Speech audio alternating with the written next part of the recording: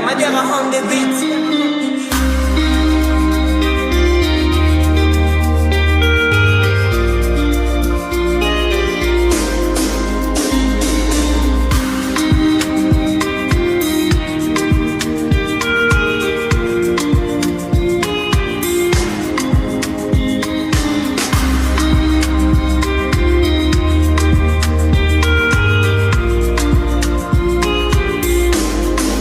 I see mommy Nkechi, a rapper don't tell she the new for grave where my uche de Papa Emeka. Don't blind from growing, Pekin don't fall, now watch up I'm raw. Me self they shake my hand no feel. Yesterday we laughed, today now just we more. If we don't stop this night where we they share, tell me who go sing for the ones we know they.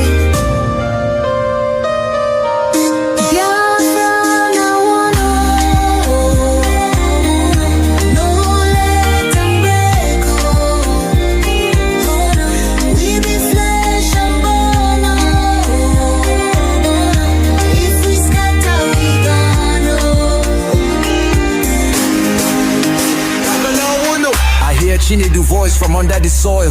Brother, don't let my blood turn to oil. Little Ada they ask where my papa go. Her small hand they shake, she knows I be this woe. I beg my people see this fire we burn. Now our house they blaze, now our future they turn. We go tell their ghosts we no go fail you.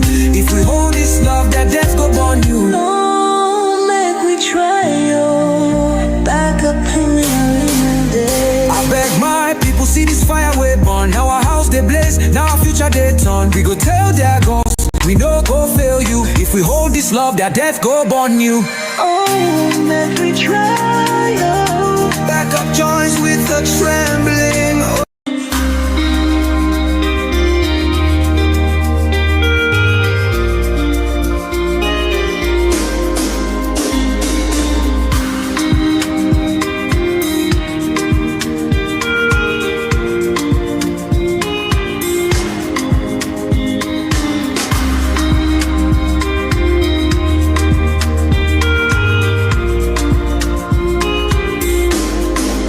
I see mommy Nkechi, a rapper don't tell she the new for grave where my uche de Papa Emeka.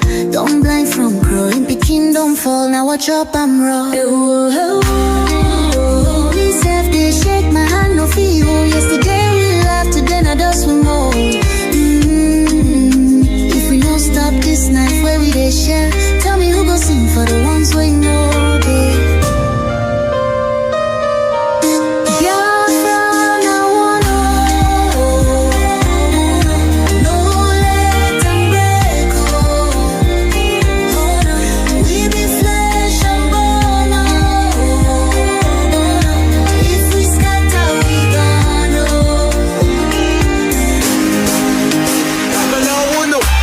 She need the voice from under the soil.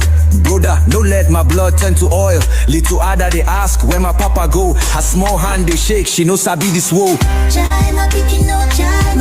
I beg my people see this fire we burn. Now our house they blaze, now our future they turn. We go tell their ghosts we no go fail you. If we hold this love, that death go burn you. No, make we try yo. Back up in the day. I beg my people see this fire we burn. Now our house they blaze, now our future they turn. We go tell their ghosts we no go fail you. If we hold this love, that death go burn you.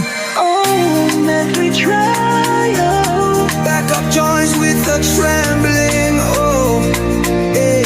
If we no join now, our children go so.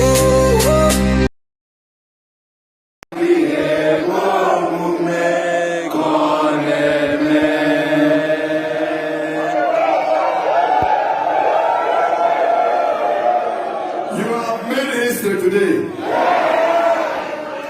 by the power conferred on me as the Prime Minister of the Biafra Republic Government in Exile, and after you have voted for the open gate for the Biafra freedom, which is 100% vote,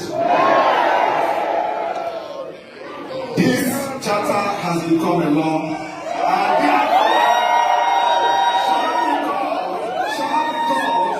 the Biafra Helsinki Declaration 2011.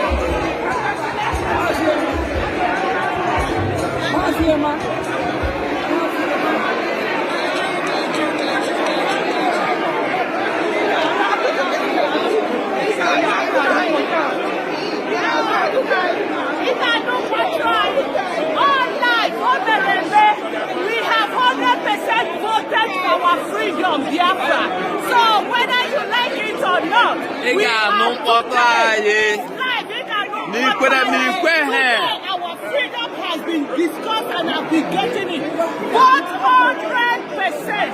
and that's why we are going home. Biafra is declared. Bum. My story, here.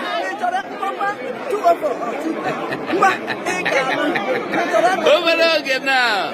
He got no photo. Me kwere, he get queria. My hair quero. I get queria.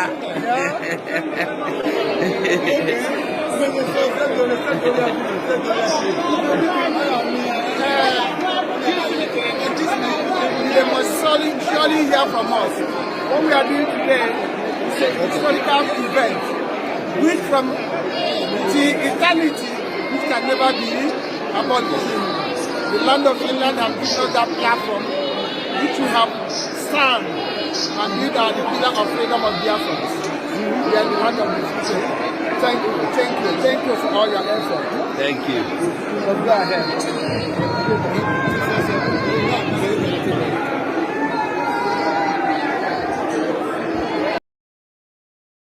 To see. If you want freedom, take pride in your country. If you want democracy, hold on to your sovereignty. And if you want peace, love your nation. Wise leaders always put the good of their own people and their own country first. The future does not belong to globalists. The future belongs to patriots. The future belongs to sovereign and independent nations who protect their citizens, respect their neighbors, and honor the differences that make each country special and unique. It is why we in the United States embarked on an exciting program. Now, therefore,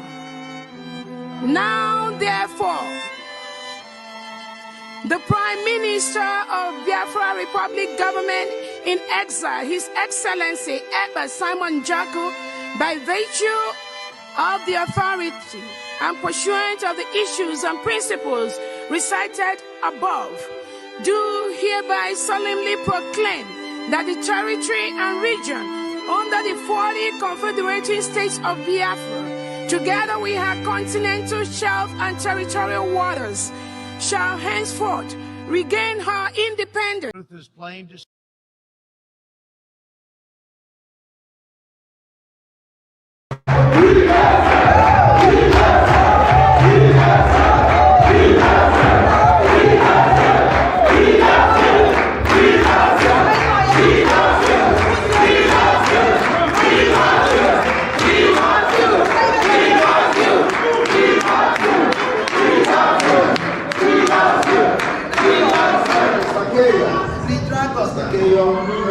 I was taking a lot of bullets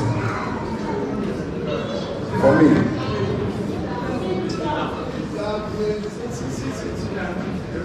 Because we understand what is going on better than any other person. He has been with me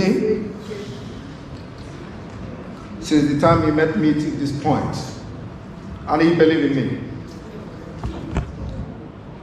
Mr. Keyo is the secretary of the UPF in Finland.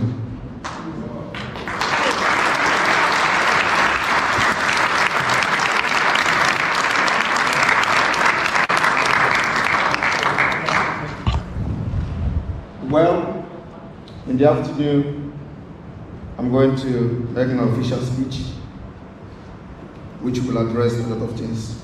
I just want to welcome every one of you to Finland. This is the man that everybody wants to crucify.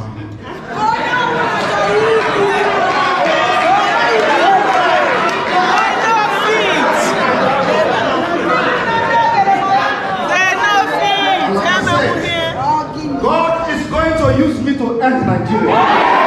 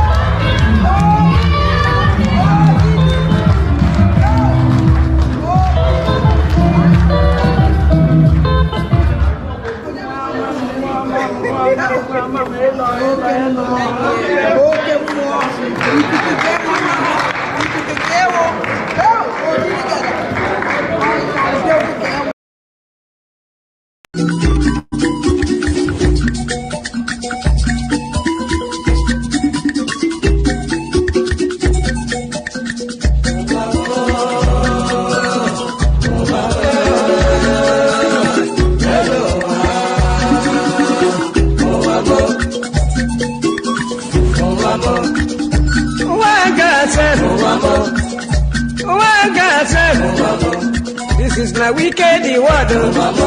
This is not confusion word. Listen to Palibran. I will be telling you a story about one lady girl. Pali they go to work. Pali they work for bank. Then I enter for motor. Wherever they go. Wherever they go, opposite Udi, but the lucky hand the side, along Gusukudu Road. I see people run. I see people run. Then I ask the driver waiting they happen. Driver waiting they happen. Driver tell the Pali boy, see no day for talk. See nothing for talk. If better you take your eye and see. Then I call the driver. Driver waiting. Driver waiting.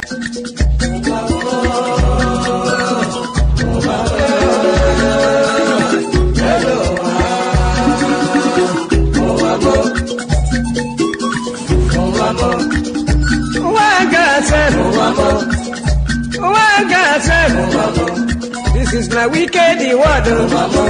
This is not confusion word. Listen to Palibran. I will be telling you a story about one lady girl. Pali they go to work. Pali they work for bank. Then I enter for motor. Wherever they go. Wherever they go, opposite Udi, but the lucky hand the side, along Gusukudu Road. I see people run. I see people run. Then I ask the driver waiting. Because it is pivotal. And we must pray in the language of heaven, of course. Chineke nna nke pụrụ ihe niile Chukwu okike abịa ma bụ onye mmụọ na mmadụ na-efe onye ike niile dị n'ọbadara aka ya onye mmụọ na mmadụ na-efe ọ bụ naanị gị bụ okike mmalite na ọgwụgwụ bụ nke naanị gị ọbụla dị na ndị mmụọ ozi na-agba oche eze gị okirikiri eze ebube dị ngọzi ha wee na-aja gị mma wee na-eto gị wee na-akpụ isi ala nye gị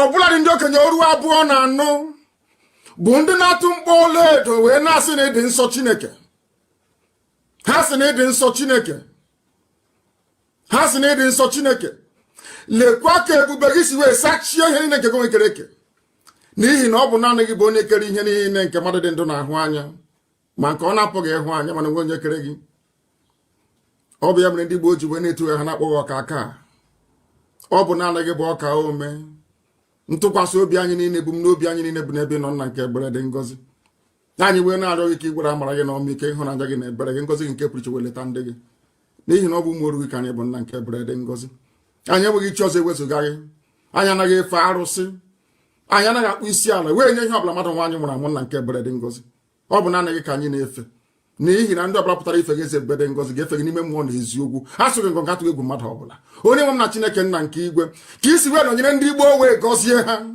ka ọgbọ nke ugbu a si wee na-arịọ gị onye nwe m na Chineke nna bụ n'igwe na anya apụghị ife gị n'obodo ekwensị bụ zuu Naijiria anyị ga-echigheta azụ n'ụzọ ndị Igbo wee kpọkuo oge eze ebube dị ngọzi ka amara gị na ebere gị wee jupụta n'ime ndụ anyị ka o si wee jupụta n'ihe na-nke ego ikereke na nke bred ngozi ihi na ọ bụ ọlụ aka ka mgbara igwe na-egosi ewee na-etugosi niile nke ndị agha anyanwụ na kpakpando na-erubere gị isi ọnwa na-akpụ isi ala nye gị ọ bụ ọnọdụ nyere ha ka ha nọ n'weru ụbọchị nketa na nke bred ngozi wee na-arịọ gị wee na-akpọkọ uwe na-acha gị mma na-asị gị biko bịa ka wee gbasa ozi nsọ nke gị n'ụwa niile na-ege ntị nna nke bred ngozi ka ọ ga-abụ na ikpete masị ma ebie nye anyị Biafra nna nke bred anyị ga-akpụ isi ala wee nye wee gọzie gị wee jaa gị mma ma too gị site n'ebighị ma ruo n'ebighị ise mma mma dịrị gị Chineke. We must preach this very gospel, and as we do so, we must do it in truth and in every honesty. This very day we have come to do justice to the decaying, dying zoological republic. If you don't have your pen and paper, you are doing yourself a great deal of disservice. Go and get your pen and paper, and as I've always said, wherever Alamajiri is Janjaweed or Aboki, you bring your slate and you bring your chalk. As we delve into the depth of analysis and philosophical postulates, I would expect you to be mastering your alphabets from A to Z. Because had a majority of those in the northern part of the zoo been sensible, had our Yoruba brethren in the West been slightly brave with the grace that God has given them with media, we won't be where we are today. But the zoo is a mess. Anybody who is unfortunate to be part of the zoo is now a laughingstock all over the world. Mankind is laughing at us. And the sooner we bring the miserable existence of the zoo to an end, the better for everybody. The better for everybody. And that's why we're here this evening.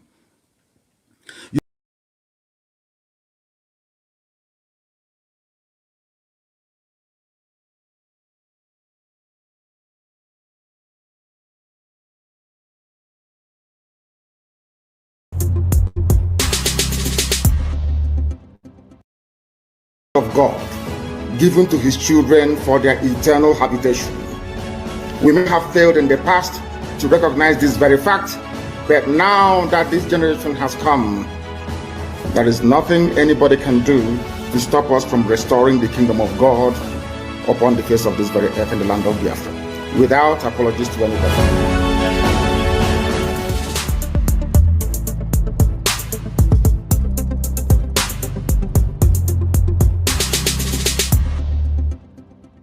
The Fulani approach to the zoo called Nigeria is called the devil's alternative. Fulani, they have this two-pronged approach to the issue of one Nigeria. If they collapse you through banditry, they will overrun you because they believe they have superior weaponry. Right now, and all of them are in this game together. That's number one. If you sue for peace, which idiots like Omahi are doing, if you sue for peace, they will also get what they're looking for because they will plant Ruga in every local government area. The devil's alternative, whichever option you choose, men are going to die. Men will die. It doesn't matter the option you choose. If you wait for them to do things peacefully, which they will never do, they are going to kill you anyway because they'll be Ruga. And you allow them to forcibly take over your land, you are taken over, they will take it by force.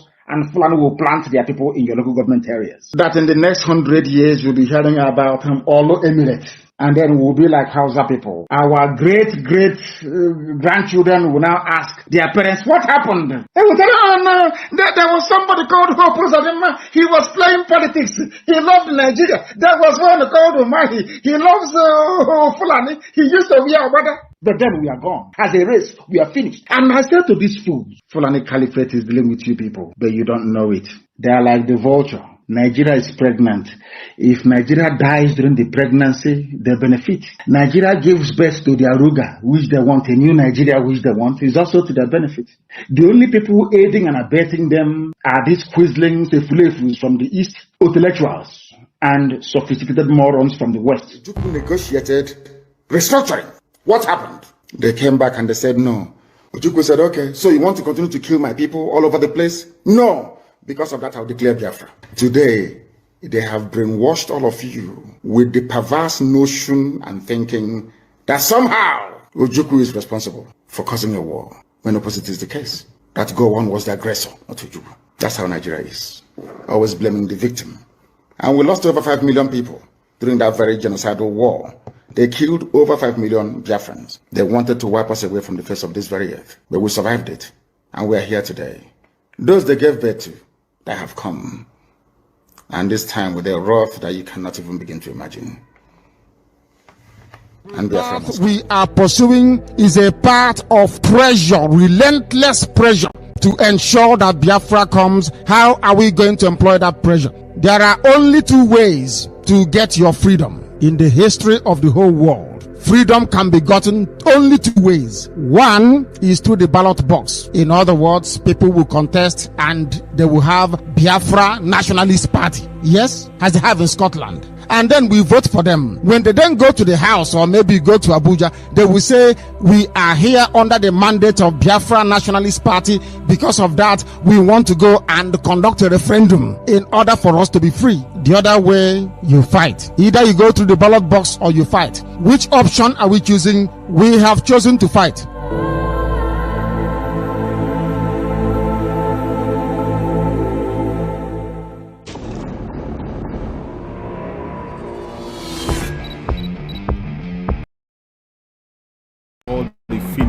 Authorities to release Mazi Simon Ekpa immediately.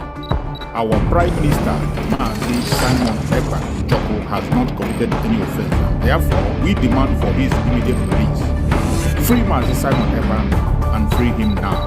No hand must stop Mazi Simon Ekpa from exercising his duty as a free man. Free Mazi Simon Ekpa. For those of you who do not understand what we are doing, we are fighting for our freedom. And I believe that everyone in this life and in this world, wherever where you are, the country where you're residing, have a history.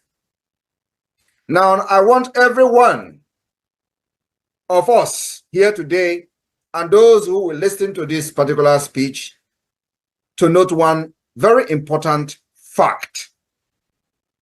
Nigeria state came into being through conquest. This is a fact that nobody can change. Nigeria came into existence through conquest. And the forceful imposition of foreign rule, which denied the indigenous people in Niger area the opportunity to negotiate and choose what they wanted. That is the problem. We have lived with this foreign rule and this forceful union for decades, over 100 years.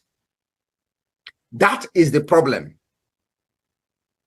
Now, I want everyone listening to me today to also understand that after this forceful union of Nigeria called the amalgamation, successive regime, both before and after the shambolic independence, continue to hold the state together in a similarly forceful manner, the same pattern and the methodology that the conquest and invasion and the colonizers came in with.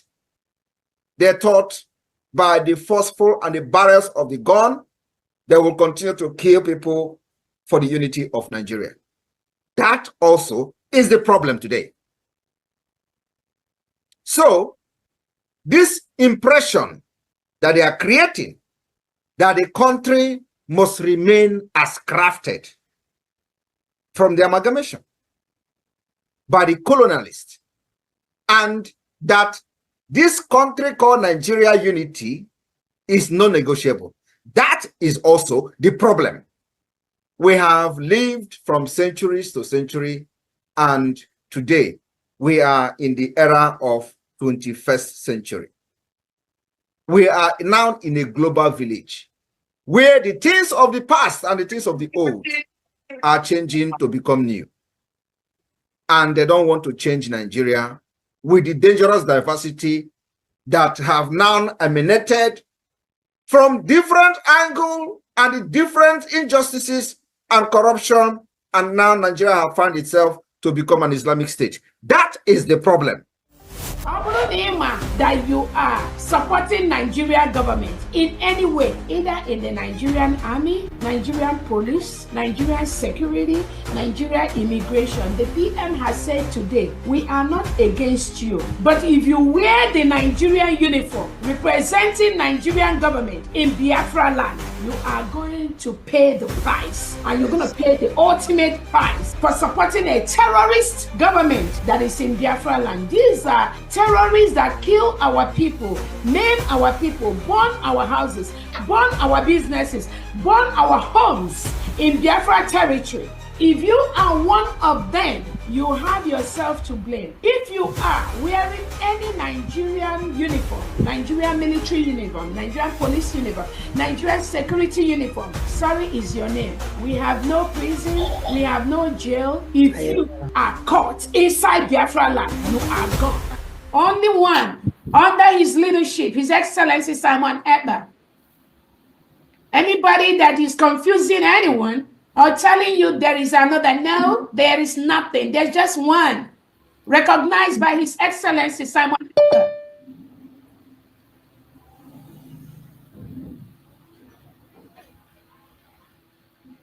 You're welcome, you're welcome, you're welcome, you're welcome. Thank you for joining us on today's program. I appreciate everyone who has connected, wherever you are connecting from. I thank you for being part of the program. Like and share to our platform, share to family and friends, share to everyone that is close to you. Make sure you invite someone to this program. I welcome everyone that has connected, wherever you are connecting from. Thank you for being part of the program. Please like and share. It is our responsibility to make sure that we get to as many people as possible, and with your support, we can do that. If you do not do your own part, it is going to be difficult for us to reach to where we are supposed to reach. So we ask you to please kindly like and share the program. Like and share. Share whether you are watching on Facebook, you're watching on TikTok, or you're watching on YouTube. Wherever you are joining us from, please kindly like and share the program to others so that they can join us and know that we are here already.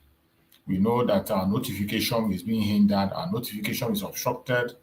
Most times they don't allow a notification to go to our viewers. So you are the one that's going to help us to reach out to people we're supposed to reach. Without you doing your own part, it's going to be difficult to reach to Biafran people. Many people are willing to join our program, and most times they say they don't see our notification, they don't know we are online.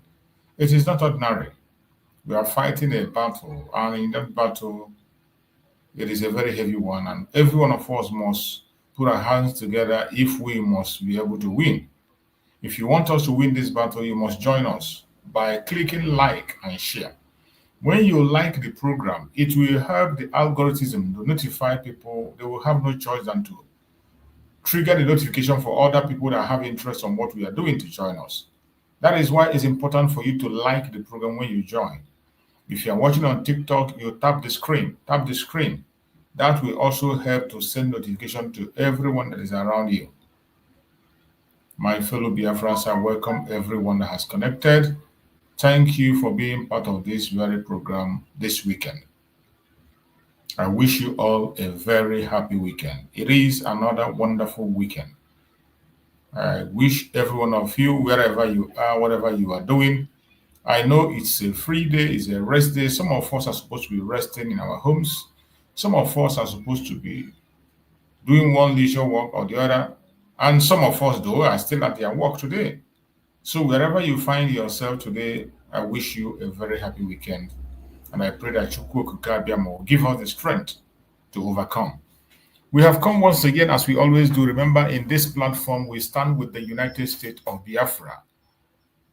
We are speaking and supporting the United States of Biafra, and that is what we do in this platform. We will continue to do so, regardless what anybody is saying, regardless the attack the obstacles, the obstructions, we will continue to stand our ground.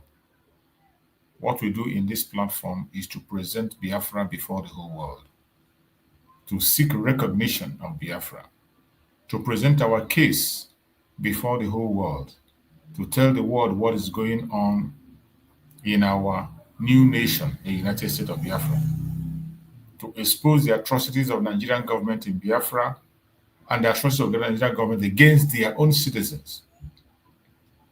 Because a lot is going on unreported in Nigeria. So many things are going on. And most importantly, we are here to debunk every lie that the Janjaweed are sponsoring against Biafra. Every lie the enemies of Biafra are sponsoring. Every lie the Nigerian government are sponsoring home and abroad against us. We come here to debunk those lies and make sure we trash those lies and throw them to dustbin where they belong. That is why we come here on a daily basis, and we will continue to do so as long as we have life. As we are doing it, we need your support. We need your support for us to be able to reach out to people we are supposed to reach. We can't do that alone. It is absolutely impossible. The only way you can be able to prevail in this war that we are fighting on the media, outside the media and on the ground, is for people to help and share the program, engage and invite others to join. Because our enemies are not sleeping. Every day you see another line of propaganda and blackmail. Every day you see another line of propaganda and blackmail. And we cannot be silent. That is why we have to be busy. I thank Chukwu Okike Abiyama, who gave Mazi Nnamdi Kanu the wisdom to take over the social media. That was great. He took over the social media, passed the message, and Biafrans learned from him. And many of us learned very well. Forget about those who are using the social media negatively, those who are using social media for something that is not profitable. But as for us, the genuine Biafrans, the social media have been very, very, very well good for us. It has helped us to have a voice, help us to speak our mind, help us to pass information, and help us to receive information. And I urge every Biafran that is here, please make sure you have a platform where you will at least post information of the things happening in your area. Even if you are scared, you don't want to talk about Biafra, post things that are going on in your area, on your own platform. Whether you are on Twitter, whether you're on X, whether you're on Facebook, whether you're on TikTok, whether you're on YouTube, wherever your platform is, please help us to share so that we can get this message across. I welcome every one of you once again, and I thank you for being part of this program. As I have said, every morning when we come here, remember, our program is always an interactive program. It's a program where we interact with the Biafran people and allow people to air their opinion. It's a program that will give the Biafrans the opportunity to express themselves, the opportunity to air their views, the opportunity to speak their mind. We also allow the non-Biafrans that are not conversant with what we are doing, non-Biafrans that are having questions, those that feel they have a superior argument, we give them the opportunity to come out and ask us questions, and we respond to them. So I urge everyone that is here to use this opportunity and use it wisely. We have come as we always do. Wherever you are, don't be idle. Let us make this a very interactive section. I cannot be talking alone. Everybody that wants to participate, all you need to do is just to click the link and come in. It doesn't matter your religion. It doesn't matter your tribe. It doesn't matter your location. It does not matter what you believe, your ideology, whether you believe in Biafra or not. Once you feel there is a superior argument that you have, or a question, or a word of encouragement, please click that link on the comment section and join me on stage. I will be glad to have you here. So my fellow Biafrans that are watching, wherever you are watching, we have come again. It is weekend. Remember, when you are joining us on the program, make sure you appear in a decent manner. You must put on your clothes if you're going to appear on camera. put on some clothes. You cannot admit you if you are appearing naked or wearing only your singlet. We will not admit you. So try to at least make yourself coordinated so that we can be able to understand you and follow up on what you have to say. My fellow Biafrans that are watching, wherever you are watching and observing from, I appreciate you and I thank you for being part of the program. And I say, may Chukwu Okike Abiyama continue to guide and protect you. When you join us, try as much as possible to be civil. Whether you are in the comment section or you're joining us live, try as much as possible to be civil. Be civil in anything you want to say. Be civil when you are interacting with your brothers, responding to questions or trying to ask a question. Be civil. That will help you to get the answers to the question you want. So try as much as possible to be civil. In this platform, we don't come here to instigate violence. We do not come here to preach hate. We don't come here to attack people or individuals or race or any nation. That is not what we do. What we do in this platform is to set the record straight. That is why we are here, to set the record straight and respond to every accusation against us. We respond to it and respond squarely. We do not allow any propaganda to succeed in this platform. Once we get an information or we see an accusation, unnecessary accusation against us, we respond to it and we follow it squarely. I welcome every one of you once again. Happy weekend, and happy weekend. Today, I have decided to choose a topic today so that we can continue the line of discussion we had yesterday. Because after that program, I went online and I saw the damages that they are doing against the Biafrans, more especially the Igbo Biafrans. Again, I see the kind of propaganda that they are pushing, the kind of instigation they are doing against the Igbo Biafrans, more especially. They have started it again. And when you go to TikTok, you go to Facebook, you see different kinds of statements and comments and instigating videos that people are making against the Igbo Biafrans. And I ask myself, what have we done wrong? What crime have we committed? What crime have we committed? That is why I decided to choose this topic today so that we can nail this and also awaken our people on their rights and what to do.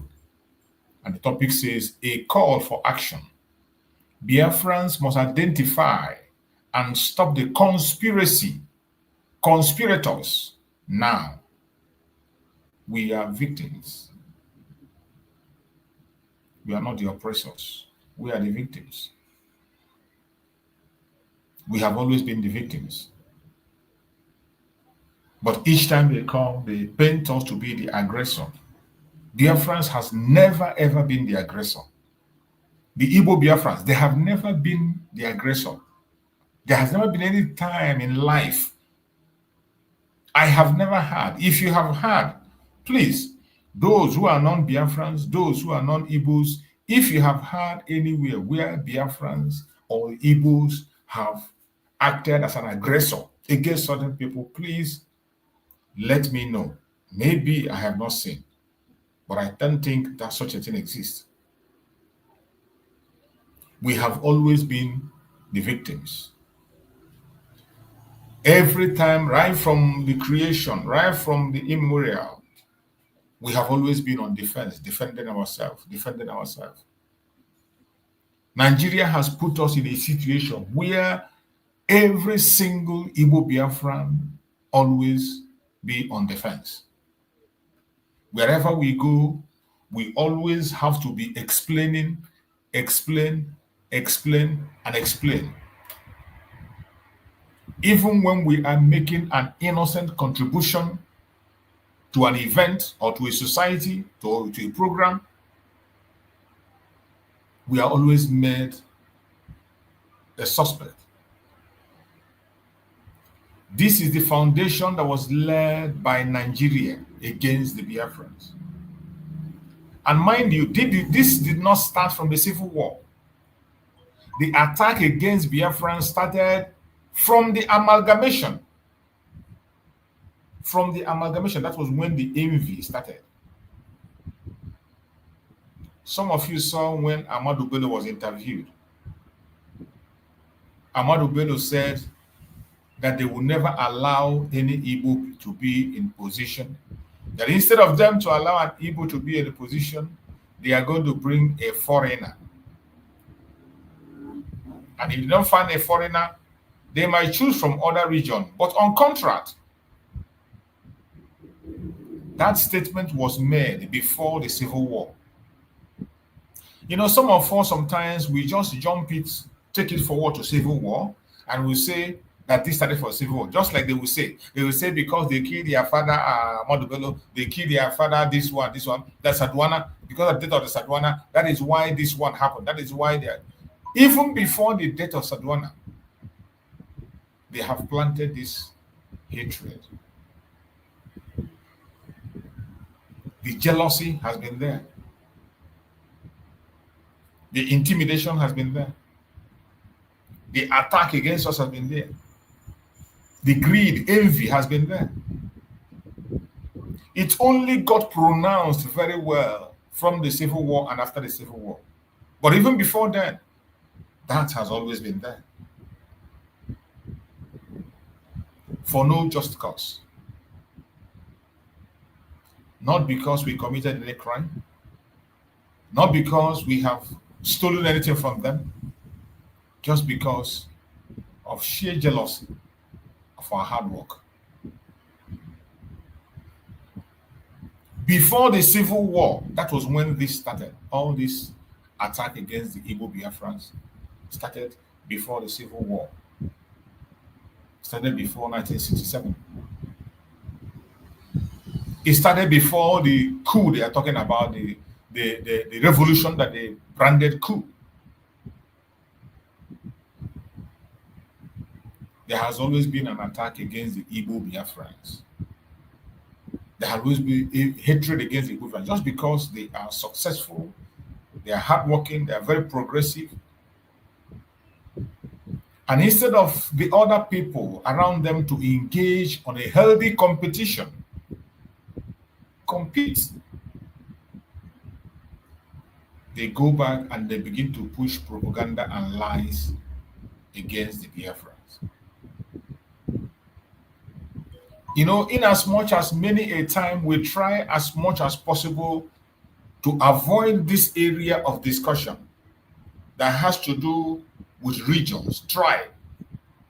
We try as much as possible to avoid it, but sometimes you cannot avoid talking about this tribal sentiment in Nigeria. More especially when it has to do with the three major tribes in that Nigeria, the Hausas, the Yorubas, and the Igbos. In as much as we try as much as possible to avoid that topic, they will shove it in our neck, push it into our mouths to speak, and we will not have no choice than to speak. That is why we are treating this topic today. This same thing was what they did to Mazi Nnamdi Kanu. When Mazi Nnamdi Kanu was pushed to the wall, Mazi Nnamdi Kanu preached the hard message, which I am going to play today. I'm going to play that message of Mazi Nnamdi Kanu so that every one of us will understand what he has seen today, the origin, where it all started.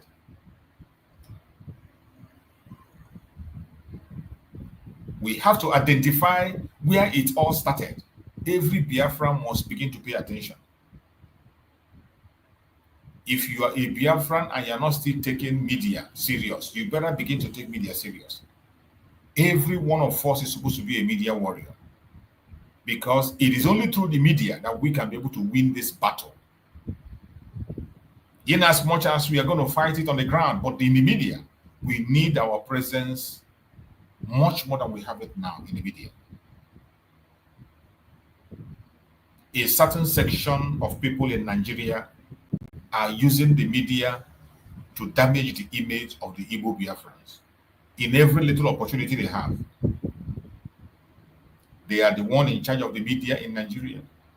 They occupy the media space. I'm talking about the conventional media. Before the arrival of Mazen Nnamdi Kanu, they were completely in charge that you cannot say a word and it flies. The world will only listen to what they want them to listen to. The people only hear what they want them to hear. A certain group of people in Nigeria. And those people are our Yoruba brothers. Our Yoruba neighbors, we are the one in charge of the media. And they have used that media very, very badly against us. They use it badly against us. At a point in time, Mazen Nnamdi Kanu could not take it and he preached bad message and called them out. Called them out. And we are arriving at that point again that we have to call them out to what they are. I don't know what we have done to our Yoruba neighbors. Some of them, I'm not going to generalize and say every one of them, some of them. And when I mean some of them, these are the Awolowo boys. Because every single hatred you are seeing today started all the way from Awolowo. The origin of the problem of the Igbo Biafrans that we are seeing today, the escalation of the problem started from Awolowo. Even when the Igbo Biafrans made a move to rescue Awolowo from his own brother, a problem that Yoruba has created among themselves between Awolowo and Akintola, a war that is their own war. We went in to rescue that man. At the end of the day, look at what he brought us. Death, hatred, propaganda, blackmail from right, left, and center. Including the so-called civil war they're talking about, the 1966 coup. The 1966 coup, the name of Awolowo was mentioned as the benefactor of that very coup, if it has succeeded. It was a Yoruba man that was supposed to benefit. A Yoruba man was supposed to benefit from that 1966 coup.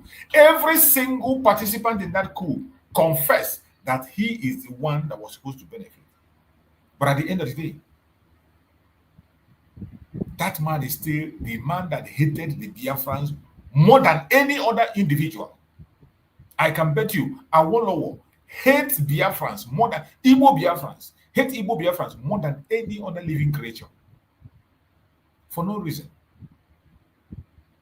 Even when we have died because of him. We have taken bullets because of him. We have been persecuted because of him. And today, he has been able to groom a lot of people, including the present president of the Zoological Republic of Nigeria. He's one of his boys. Groomed. And you see them, they always look for any little opportunity to instigate violence against the Igbo Biafrans. Every little opportunity they have, they will instigate violence against us. I am not here to preach hate. Neither am I here to preach against anybody. But I am speaking the truth and nothing but the truth. The truth must be told. And whoever is in this must restrain their steps. You have done it in 1966 and millions lost their life. We cannot take that again. We will not tolerate that nonsense again.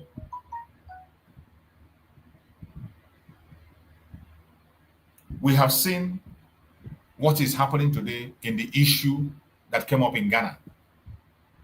A man that called himself the Igbo king in Ghana. Every single one of us that is from the Zoological Republic of Nigeria knows the type of culture that Igbos have. We are people that love ourselves and we like to gather. We like to have meetings. And every other tribe have copied this sense of unity from us. They have copied it Today, wherever you see people today, they always gather to discuss as brothers, ranging from states. You have their state meetings, local government meetings, family meetings, and the country meetings.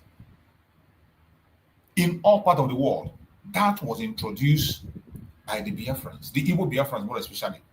And that was a way to unite them, to make them have one voice. That was the purpose of that. When you are hearing that democracy started from Igbo land, and the first constitution was written by the Igbos, that is the origin. Unity. Speaking in one voice, allowing people to have their opinion, knowing people's views, and carrying people along. That has been part of us, to carry people along. That is why any society where we go, we carry the people in that very place along. We don't just go invest or go there, do business, take money, and walk away. We get the money and we invest it in that very place. That is the nature of the Igbo man.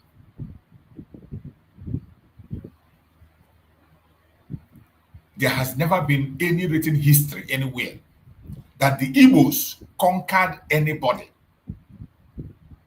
The Igbos are the only tribe among those major tribes that did not conquer anybody. They did not make any move to conquer anybody.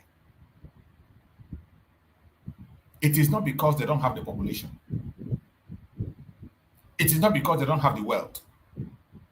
It is not because they don't have the strength. They have the manpower. But it is against their nature. Chukwu Abiyama never allowed them to do that. It is an abomination. It's an abomination. It's only the Igbo Biafran that never, that is why you see within our area, with all the large population they have, they never conquered anybody. Every single neighbor they have still maintain whom they are, still maintain their location, still maintain their areas and their zone. Even though, no matter how small they are allowed to be whom they are and stand as who they are.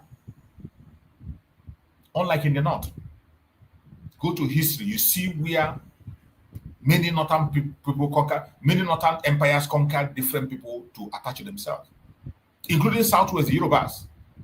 There are many fighting and conquering of their neighbors to push them and force them to even up to their languages, to speak their language, and also taking their lands. There are many wars fought in the northern part of Nigeria. The Fulanis came in, the same conquering. The same thing happened in the southwest, in the Oduduwa land. Some of the people that are brought in there today that speak Yorubas are not Yorubas. They were conquered. There are many other tribes there that were conquered and forced to be Yorubas. It is only the Igbos that never forced anybody. Wherever you go on the planet Earth and you see people speaking Igbo, they are Igbos. They were never forced. We never conquer anybody. In that location where we are, where Chukwu placed us, that is where we have remained. We have never made any move to conquer anybody.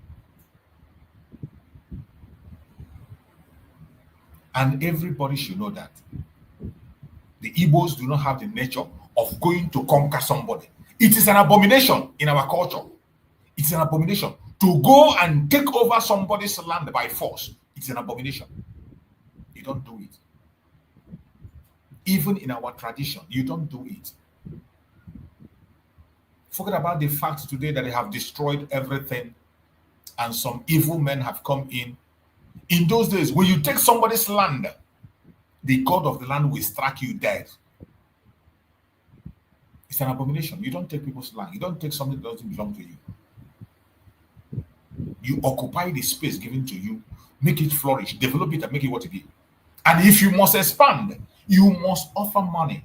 You must buy it. You don't take anything by force. You buy it. And I challenge anybody that can come out and tell me a place you have seen an Igbo man went and stole land by force. Have you heard or seen a place where they say the Igbos went there? They took the life of all the people there. They fought them and they took their land and they drove away the people who were in that location. It has never happened on the planet Earth, and it will not happen. The Igbos don't conquer people in wars like that. They don't. They don't go to war to fight for land. They are known to be entrepreneurs, businessmen and women. And wherever they go, they invest. They invest.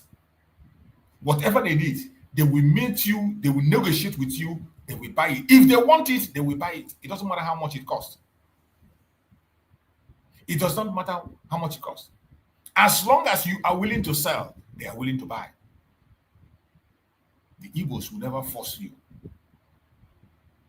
Any place they acquire property, go and check. Even in that zoological republic called Nigeria, most of the properties they buy in the southwest, Yoruba land today, they bought it times 3 what a Yoruba man will buy.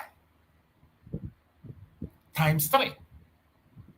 If a Yoruba man wants to sell land and a fellow Yoruba man comes to buy that land and price him that land 10 million naira, he will not sell it. Because he believes that this land that a Yoruba man price 10 million naira, that an Igbo man will be willing to pay 30 million naira for it. He will not sell to a Yoruba man. He will wait for an Igbo man that is interested. And when an Igbo man is interested in a particular issue, in a particular thing, he will go to every length to spend that money, not by force. He will never force you. All you need is to declare interest that you want to sell and pray that he has the interest to buy. Whatever be the cost, he is going to give you the money and buy it. And I want to let you know that in every countries of this world, including the zoo, there are laws guiding the land ownership. There are laws guiding land ownership. In some countries, individuals don't own land. Government owns land. In some places, you don't buy land, they give you for lease. When they give you land, maybe after 50 years, you relinquish it. Whether you're CEO of or whatever, after 50 years, some after 100 years, the land goes back to the government. They know this very well. So how comes the issue of saying that somebody is coming to take over or coming to take your land? How would that be possible? In a place where there is a protocol on how to pursue land, in a place where individuals don't own land, you buy it for lease for a certain period of time and it goes back to the owner.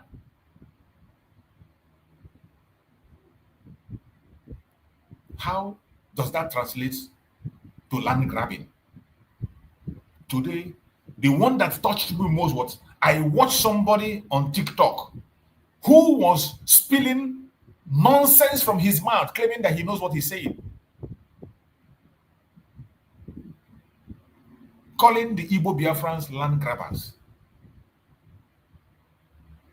How is buying land grabbing? How is somebody going to purchase a land which is placed for sale? Land grabbing. We know today that even in Nigeria, in the southwest and in the north, there are places you will go, they will never sell land for you. It doesn't matter how much you offer, they will not sell. They will not sell. In the southwest, in the southeast, in the south, there are people, individuals that tell you that their own land is not for sale. There are communities that say their land is not for sale. It doesn't matter how much you have. They will not sell it to you. In our own place in Igbo land, there are certain places, if they want to give you land, they can give you to develop. But selling land, they don't sell it to you. But we know that in that same Yoruba land, there are some of them that are money mongers. Because of the love, they tell you that Igbo man love money, but they are the ones that truly are pursuing and chasing Igbo man because of money, because of their love for money. Some of them will sell their family house, their own family house. They will sell it to an Igbo man to use the money to go and do party. Not to invest the money. They will use the money to go and do party and do show. After doing show, the next year, they will join a campaign of saying that Igbos are land grabbers. Go and check many of those idiots that are making video today, calling the Igbos land grabbers. Go and check them. Some of them, their parents sold their property. Some of them have sold the land that belonged to their fathers. They sold their family land. Only after selling it and squandering the money, they will now come and realize that Igbo man is a land grabber. How is buying land translated to land grabbing? How? I have never seen an Igbo man that goes abroad and was never thinking of coming back home. They will always go home. Either dead or alive, they always go home. In fact, the Igbos are the people that I know that 99% of them, wherever they go, when they die, people, their fellow Igbos will contribute money to make sure they take the corpse back home. Make sure they return the person where he comes from, for him to realize there is a place he comes from. You don't run away from there. That is part of the culture of Igbos, that you don't bury them outside their home. And that's what to show you that they will always know where they come from. They are not coming to grab your land for anything. They don't need it. All they are doing is trying to develop a place where they are, open their hand and make sure that the environment is suitable for their business. Wherever Igbos are purchasing item, business, land, it is with business concept. They are purchasing those items, having business in mind. It's just with business for transaction purposes, not for land grabbing. The Igbo Biafrans has been in this world for a very long time, earlier than some of the idiots that are talking today. Have you ever heard anywhere they say they went, they accommodated, and they took over people? This bunch of idiots that are pushing this propaganda today against the Igbos, they are the same ones today that are supporting the Fulanis. We have seen the Fulanis before our own very eyes with AK-47 wipe away an entire village. In Nigeria, you go to a place, you see that Fulanis have wiped away an entire community, and they'll bring their own people to say, when I say wipe away, it is not by buying, it's not by negotiation, by force, by gun. They will enter, both children, mothers, innocent people, massacred in cold blood, and they will take over that very area. They will take over that very area and they will go back and be living there. This, what I'm telling you, is happening in Nigeria as we speak. I have played a video of a confession that one of the people that attacked their place in Benue State, where they killed about 200 people, the guy came out and was confessing what is happening. That in some of their communities, in his own word, he said, in some of their communities, that the entire community, entire village is deserted. The Fulanis have been able to drive away and take the life of everybody in that very locality. And they take it over. And when you go there, you will see Fulanis occupying the house where they drove people away from. You will see Fulanis occupying the house where they have murdered people. They took over the house and put their own people. It is happening in Nigeria. And this bunch of idiots are not concerned. That is what is called land grabbing. It is not when you rise from with your open eyes, you put your land in the market for transaction, and somebody that has the money come and buy the money, buy the land. How is that land grabbing? When you make yourself available for sale, there will always be somebody to buy.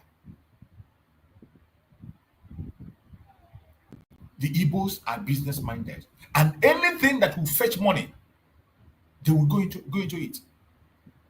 Business-wise, every single place they have purchased property, it is always for business. Including this man in Ghana they are talking about. Even though I don't like his idea, even though I never approve of that nonsense he's doing there, because we have more important thing to do than to go into Ghana to develop the Ghana. Ghanaians can develop themselves and develop their place. I have my reservation about that idiot. We have much more responsibilities in Biafra land. We have empty lands to develop. Why are you not going back home to develop it? That is why it doesn't matter how people talk about this guy, this man, Ebukobi, the man that has that ministry. No matter how you hate him, no matter how you talk down on him, go and look at what he's doing in Imo State today. An entire forest. He entered into an entire forest. He's developing it. And even in that development, we are seeing a lot of propaganda coming. Some are saying he grabbed their land. Some are saying he did not buy it.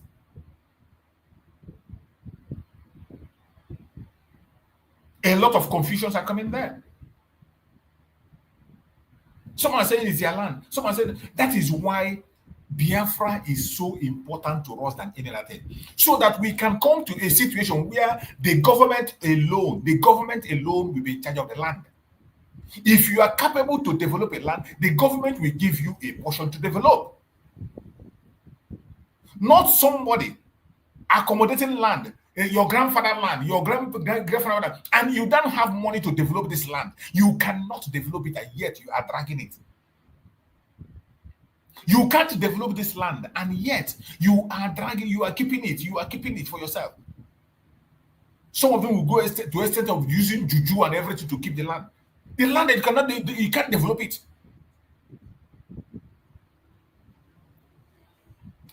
Why not give it to people who can develop it? And this is one of the things that is chasing people away from Biafra land.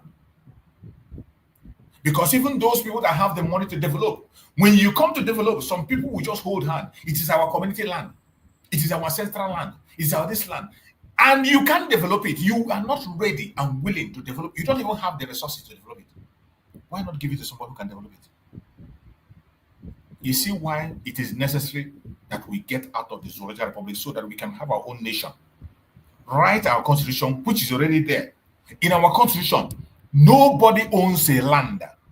The government owns land and they allocate to people who can develop it.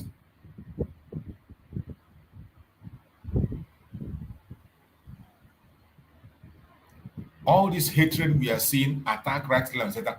Biafra, actualization of Biafra will solve our problem up to 80%. 80%. Once Biafra fully actualized, once we fully recognize and actualize Biafra, I bet you our problem will be 80% solved. 80% solved. 80% solved.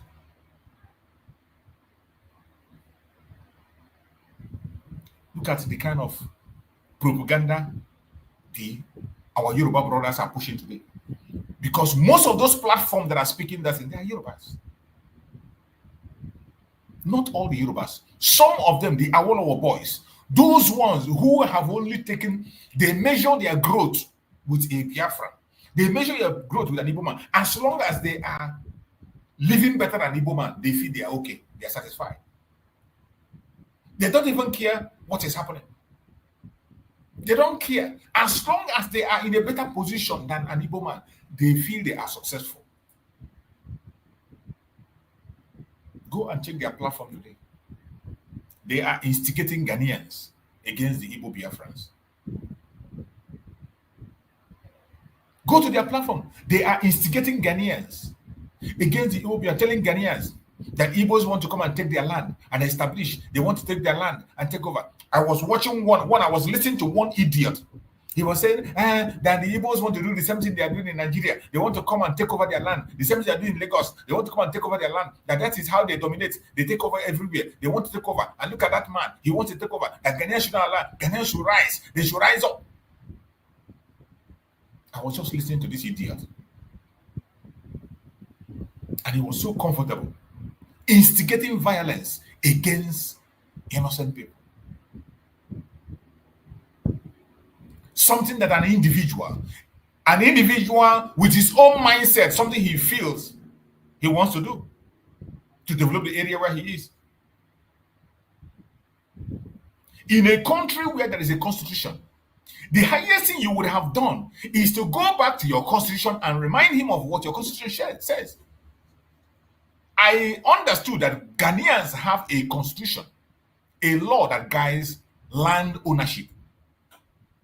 In Ghana, they have laws that guides land ownership. There are laws that guide how you buy or own a land if you're a foreigner. If you're a citizen, there are some rights against you. And by the way, this man has not even purchased any land yet. He has not even bought any land yet. He was just speaking of what the intention he has in mind. And that is where the idiotic talkative put himself into trouble. What is even the essence of advertising yourself? What is the essence of making those noise? What's the essence of making it? That is one of the problems we have as Igbo Biafrans.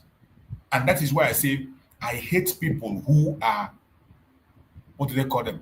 Praise singers. These people that are praise singers, I hate them so much. I don't like to associate with anybody that is a praise singer.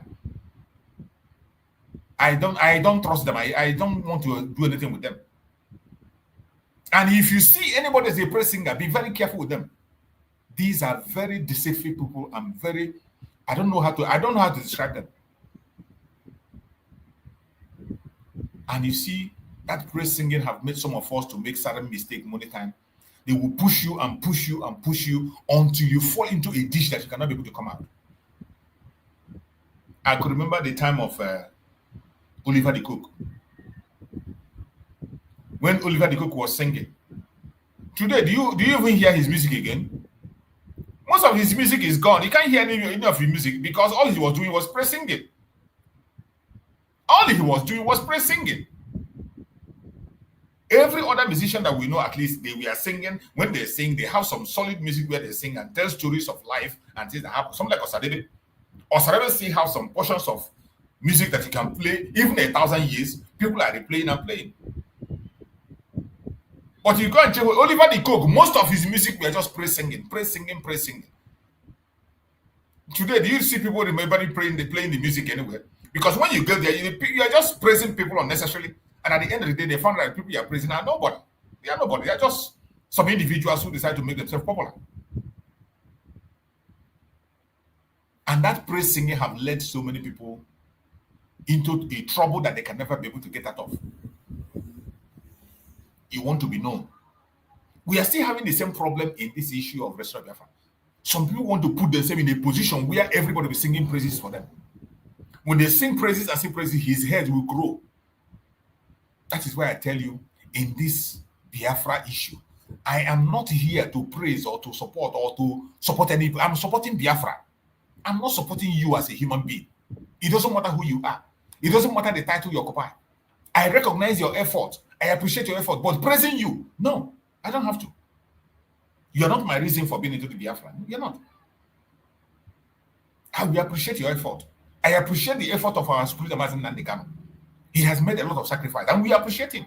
Likewise, my sister Manekwa. We appreciate him. He has made a lot of sacrifice. But to praise him and making him a demigod, no, we will not. I personally, I will not. That's not why I joined Biafra. I joined the Biafra issue because of my own personal concern. It is, my life is involved in it. My own life, the life of my unborn children are there. My generation unborn, their own life is involved. That is why it's not because of one particular individual. How much will you offer me? What will you offer me to give my life or to put my life in danger because of you? What will you offer me to put my own life in danger?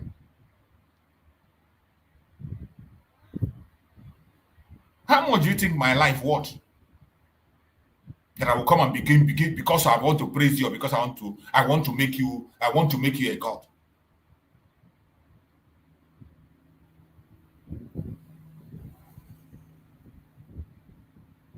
every one of us, in as much as we are noticing all this evil that are happening, we need also to retrace our step on our own side.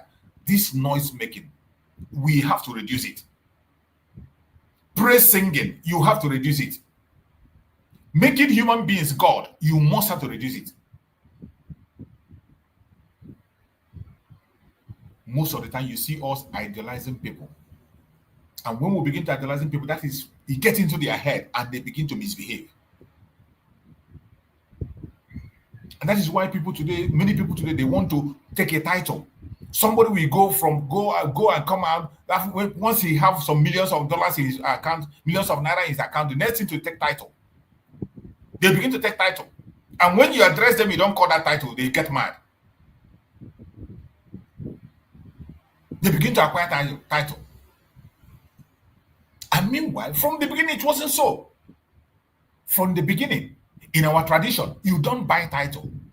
That was not how our forefathers made it. You don't buy title. Titles are given to you based on what you have done, based on your effort. And in the olden days, the people that have those titles are strong men that you don't need to ask questions before you see what they have done. Very, very strong men that you don't need to ask questions before you see what they've done. Some families today, through the name they answer, when you hear their surname, some families in Biafra land, Igbo Biafrans, when you hear their surname, you know where they are coming from. You know where their ancestors come from. But today, what do? When somebody gets 1 naira or 2 naira, you come and get title. Some will create. Some are even taking the title that belong to God. They call it themselves. Those honors and titles that belong to God, you see people today taking it to themselves. And we will be calling them. That's what they want you to call them. And you call them. See where he's leading them. That one came out and said he's a king. King of Igbos. King of Igbos in Ghana. You forgot that it's an abomination to be a king of Igbos. The only king the Igbos have is Chukwu Okike Igbo Enwereze.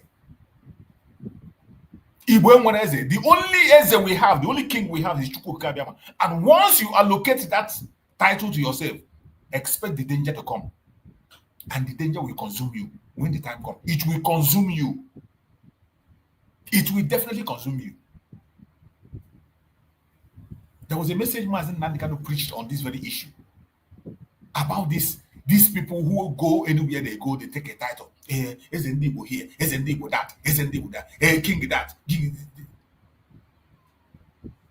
Arrogating different kinds of titles, including title that belongs to Chukwu Okike. The only king we have is Chukwu Okike. That is why you see that grace of Chukwu Okike in every of our name. We put Chukwu Okike in our names. In most of our names we answer, you see him there. He's present in all our names. He's present in most of our names. He's present there. And when you begin to arrogate his title to yourself, you are bringing cause. Chukwu Okike is a jealous God. He is a jealous God. When you arrogate that title to yourself, be ready to face the consequence. Today I saw a protest that we held in that man's place. The Ghanaians are already protesting there. Even when he has come out to say he has not bought any land, investigation have been made by the senators in Ghana that he has not bought any land yet too. But look at what he has brought upon himself. Even though he married a Ghanaian, lived in Ghana for 30 good years. Look at what pride and arrogance have driven him to. You have a place you come from. We are here talking about how to have our own nation. Let me tell you, if you don't have your own country, you will never be respected anywhere. This thing we are seeing today will continue to happen again and again. And the Yorubas, those Yoruba Oduduwa boys, those Awolowo boys, we continue to use that opportunity to instigate people against us. That was how they tried to instigate during the time of our sister in Canada. During the time of the case of our sister in Canada, and Master Samuel weighed in. It was when Master Samuel weighed in that they knew that now we are no longer keeping silent. The Nigerian government even used the one they call Abike Dabiri. Abike Dabiri was forward. She went forward to write to Canada to deport that lady. In this one that is happening today, don't be surprised that Nigerian government is already working on the ground. Remember the case of our sister in Canada? In the Senate, including your fellow Biafra, we are in the Senate, and they wrote a memo to deport her from Canada and bring her to the zoo. Until the Biafrans weighed in, our Prime Minister Mazisa going to weigh in and send delegates who stood with her until that case died down. This one that's happening, don't be surprised. And that idiot is a one Nigerian. This idiot in Ghana now is a one Nigerian, supporting one Nigerian. But when he creates this problem, what are they calling? Biafra. Because these Oduduwa boys, we always these Awolowo boys, we always use any slightest thing they see to attack what we are doing. And some of us are giving them the opportunity. Some of them are giving them that chance to do it. If you don't know that we have enemies now, you will never know again. If you don't retrace your step today, you will never, ever. With these things that are happening, with these kind of things we are seeing today, if you are a Biafran, at this point in time, you do not understand that Nigeria does not belong to you. You must be mad.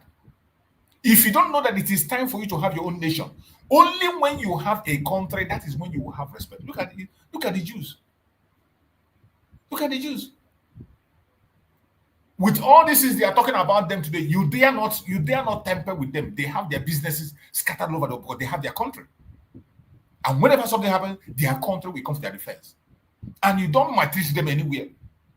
With all the hatred against them, you can never maltreat them anywhere you see them. They still have the investment across the world, including in Arab nations. You will see their investment. The greatest investment in any place you go, it is their investment. But they have won that respect because they have their own nation. They have a place to return to. You see why it is important that we must rise up. No matter what it takes. Mazin Nanikan said, even if at the end of the day, it's only one person that is remaining, that one person, that's only one person, we build a nation called Biafra, where people will be treated like human beings.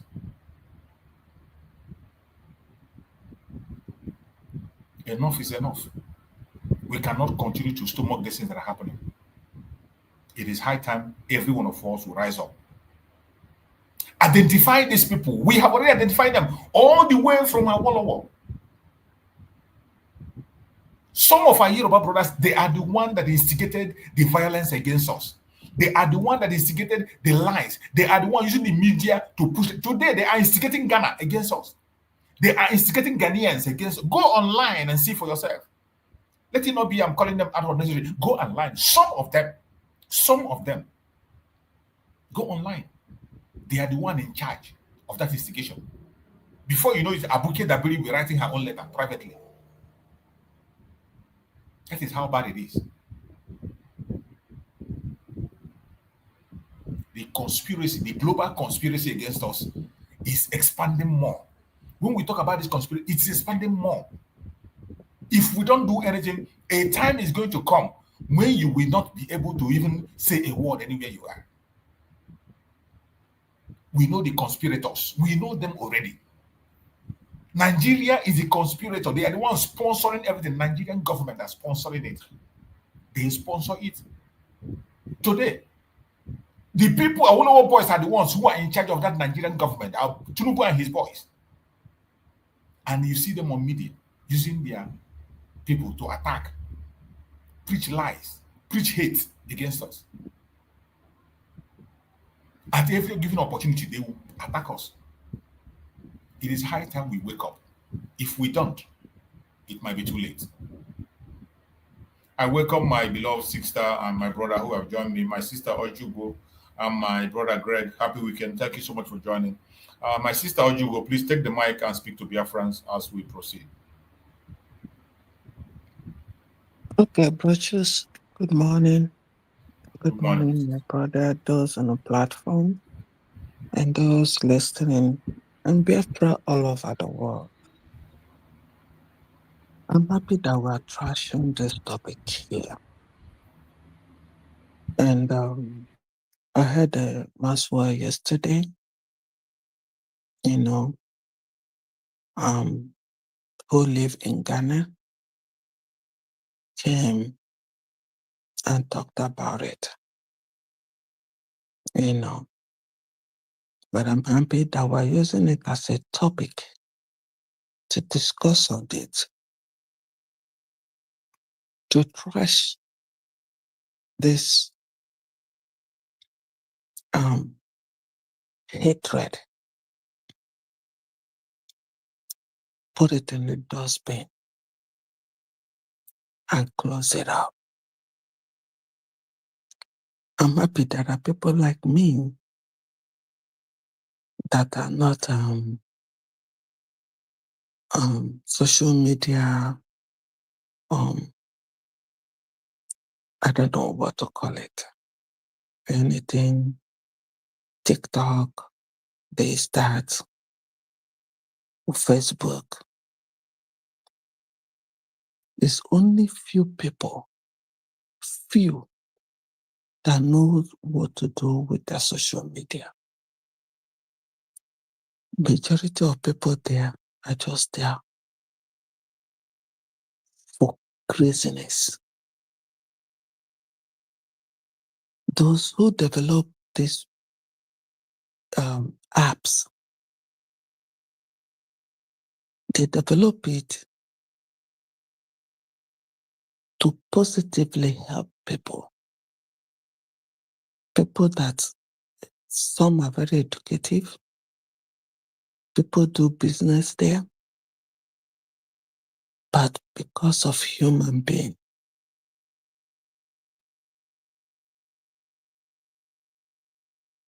we use it to carry out some individual craziness. See, that's why we say the third tribe joined together and call them Nigeria. We're not meant to be together. And that's why, starting from the first so-called unelected president of Nigeria, they never do well. Any of them that come to sit, we will cry. Another person will come and promise heaven and earth. That next person, his own will be worse than what we already passed through. Check the history of Nigeria.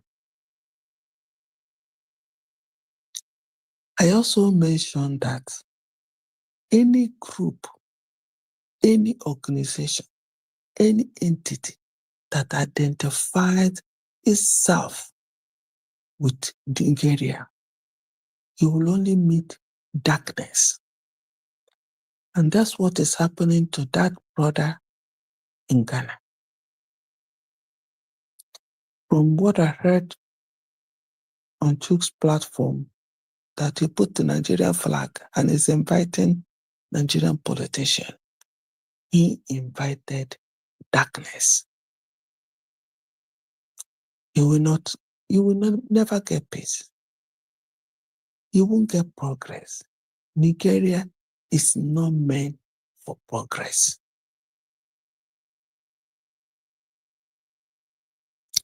If he has done that quietly, developed that place without putting that Nigeria flag and calling on the politician, maybe this won't happen like this.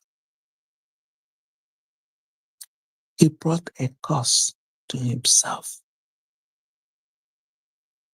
It's like where you have a group and you brought Chikamerike to that group. You're bringing evil and darkness to that group.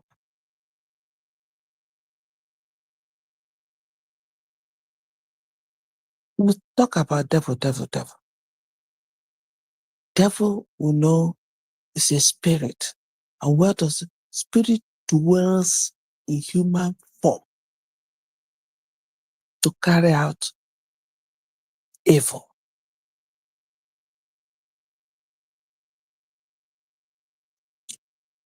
Yoruba people, we know them. In as much as what is killing them is jealousy and nothing more. And let me tell you, that's why you see that spirit of jealousy. It can lead anybody or group of people that have that jealousy. There's nothing jealousy cannot lead you to do. You can take away life just because of measures. That's why that jealousy is an evil spirit. And it dwells in Yoruba land.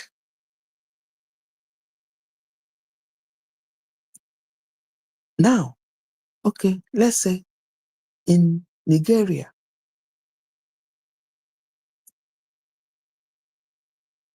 the Northerners, okay, yeah, the political aspect of Nigeria is handed over to them.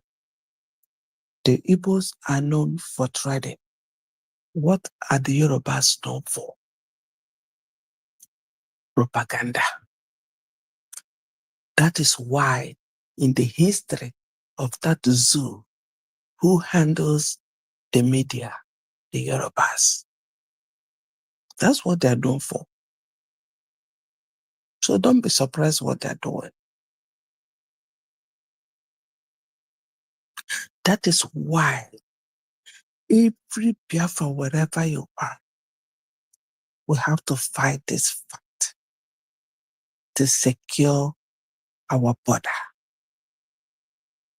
so that the Fulanis will swallow this Yoruba people in just a night. They will enter into their stomach. They don't have strength. They only get their mouth. I lived in Ile-Ife for 4 years during the time of Modakeke and Ile-Ife war. I lived in the heart of the town, Lagre. Any Yoruba people listening here will know where it's called Lagre in Ile-Ife. It's the heart of Ile-Ife. Where I lived, you will be there, you will see Ududuwa fence, where one white something, very long something is, and it's fenced around. They call it, that's where the Ududuwa stepped when he fell from heaven, fell there, and that thing grew up from there. I just want any Yoruba person listening to know that I lived in Ile-Ife very well. I lived there for 4 years in the midst of the war. They no get strength. Modakeke dealt with them. Modakeke dealt with them. So it's just their mouth that they get. They got nothing. Our people, if we let's gather and do this once and for all. I'm not angry with that Igbo man in Ghana. I'm not angry with. The only way I am angry is him putting Nigerian flag in his house and thinking about Nigerian politicians. That's just my anger. I live in Texas. We have what is called Chinatown. If you go there, All the businesses that are on there are owned. All the shops are there. They're all owned by the Chinese. I go there for grocery because most of our food, they sell it there. It's called Chinatown. Chinese people, are they not doing well in their country? But they go everywhere and they develop. If you sell your land to somebody, what is your problem? Yoruba people, they only know Igbad. Every weekend is Igbad. When I lived there, I got myself ready for every weekend because there must be Igbad. If they don't have, they will go and borrow. If they don't borrow, they will sell their land. And the business tycoon who are the Igbos are ready to buy your land and give you money for Igbad. What's your problem?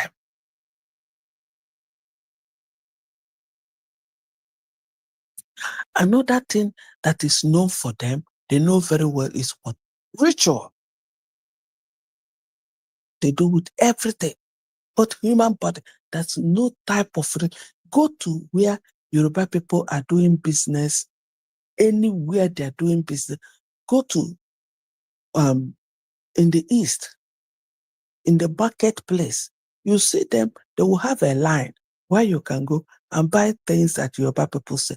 Go there, you see there is no type of flesh and animal that you don't see, dry one that you don't see. What's the problem? You sell your land for a bad. Why don't you enjoy the money? And then you came back again.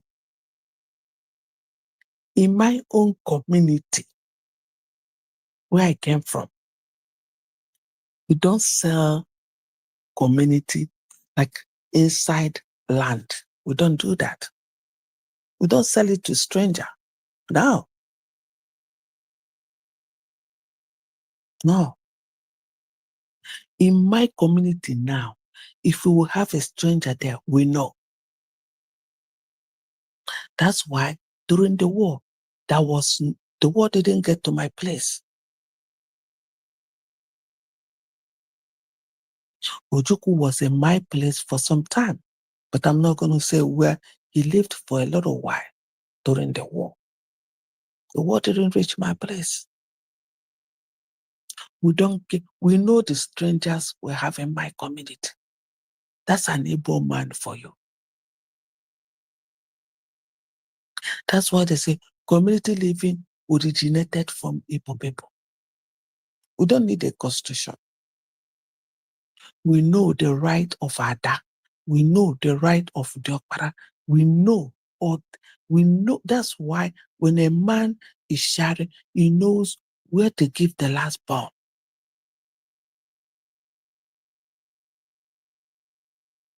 We don't need. We are constitution ourselves. My prayer is if you have this money, I wish I have contact of that man in Ghana. Bring it. You come from somewhere in Igbo land. Find out how you will help secure your territory. There are men that already volunteered their life, so that development that Ghanaians and those propagandas that don't want you to do there, bring it down to your place. And your fears will be gone. Once we drive away these terrorist people from our land will be sanitized. It hurts me so much. Not even notice what the Yoruba people are doing. No, that's their job. That is their job. We know them from history. Their job, Yoruba people, is propaganda and ritual. This is their two main job. When I lived in Ile-Ife, normally in Igbo land, when you kill a goat or a cow, you see vulture trying to surround you, hanging around the tree, waiting for something to drop or left over. I was in Ile-Ife for 4 years. I did not see that. And that prompted me to ask questions. I asked questions. They said, before Joe the nuku, na for you dele. Anybody can interpret it in English. I don't have strength for that. That's what I was told.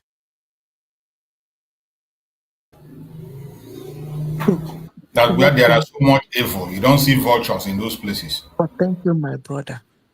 Thank you so much for helping me out because I have no strength. It was an assignment for them to go find it out. Thank you for helping them. That's what I was told. But I was wondering, I was like, there is no... And they gave me that answer. That is why it's hard in Yoruba land to see a man, a woman that is not living with something. Even those who call themselves Christian. A cactus die at SS Pedabo. They know that place is a Catholic church. A cactus that sit on the altar with a prayer. When he died, under his table, there was all juju hide everywhere under his bed. And another thing for you about is the Joko women around. They just fall with their money and they're opening mouth to talk about the Igbo man that give you money. We feed you. We feed you down people. We feed you.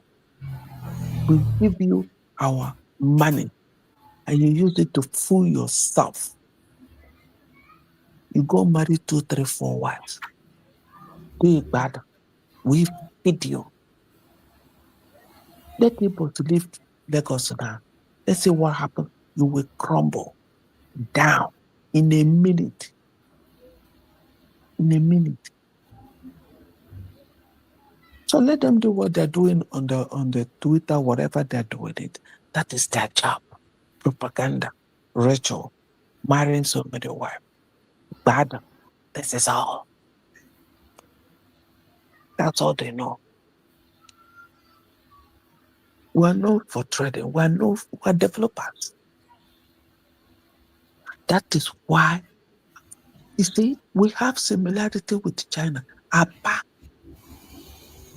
was the second, if not the first China in Biafra land. Abba. That's an Igbo man for you. That's why it hurts me when a person, a human being, we're going through this from the hand of the stranger, and then within a human being that called himself Nwankwo Okoronkwo, identifying with the full market. We stood up on a pulpit to tell Igbo people, and Igbo people were there listening to that jargon, that heresy, that 99.99, that is 100% of everything happening in Anambra State are done by Igbo people. A man answering Wokunko or something. I don't know what that name is. So now whatever it is, Afo. You see? Afo market. We need to go back to our calendar. Ethiopia people today, They are ancient, like we are ancient. They still use their calendar. They still celebrate their calendar. They still celebrate their calendar. A man answering put a phone in his name and open his dirty pit with a microphone, and people are there looking at him. They didn't stone him. That's a heresy. He committed heresy. You want to score a political point. Opileke rice. They all want to score political points. That's how people buy their life. What is rice? Even before the election, the rice is gone. Even before that election, the rice is gone. Material things. At this century, our people are still doing that at this century.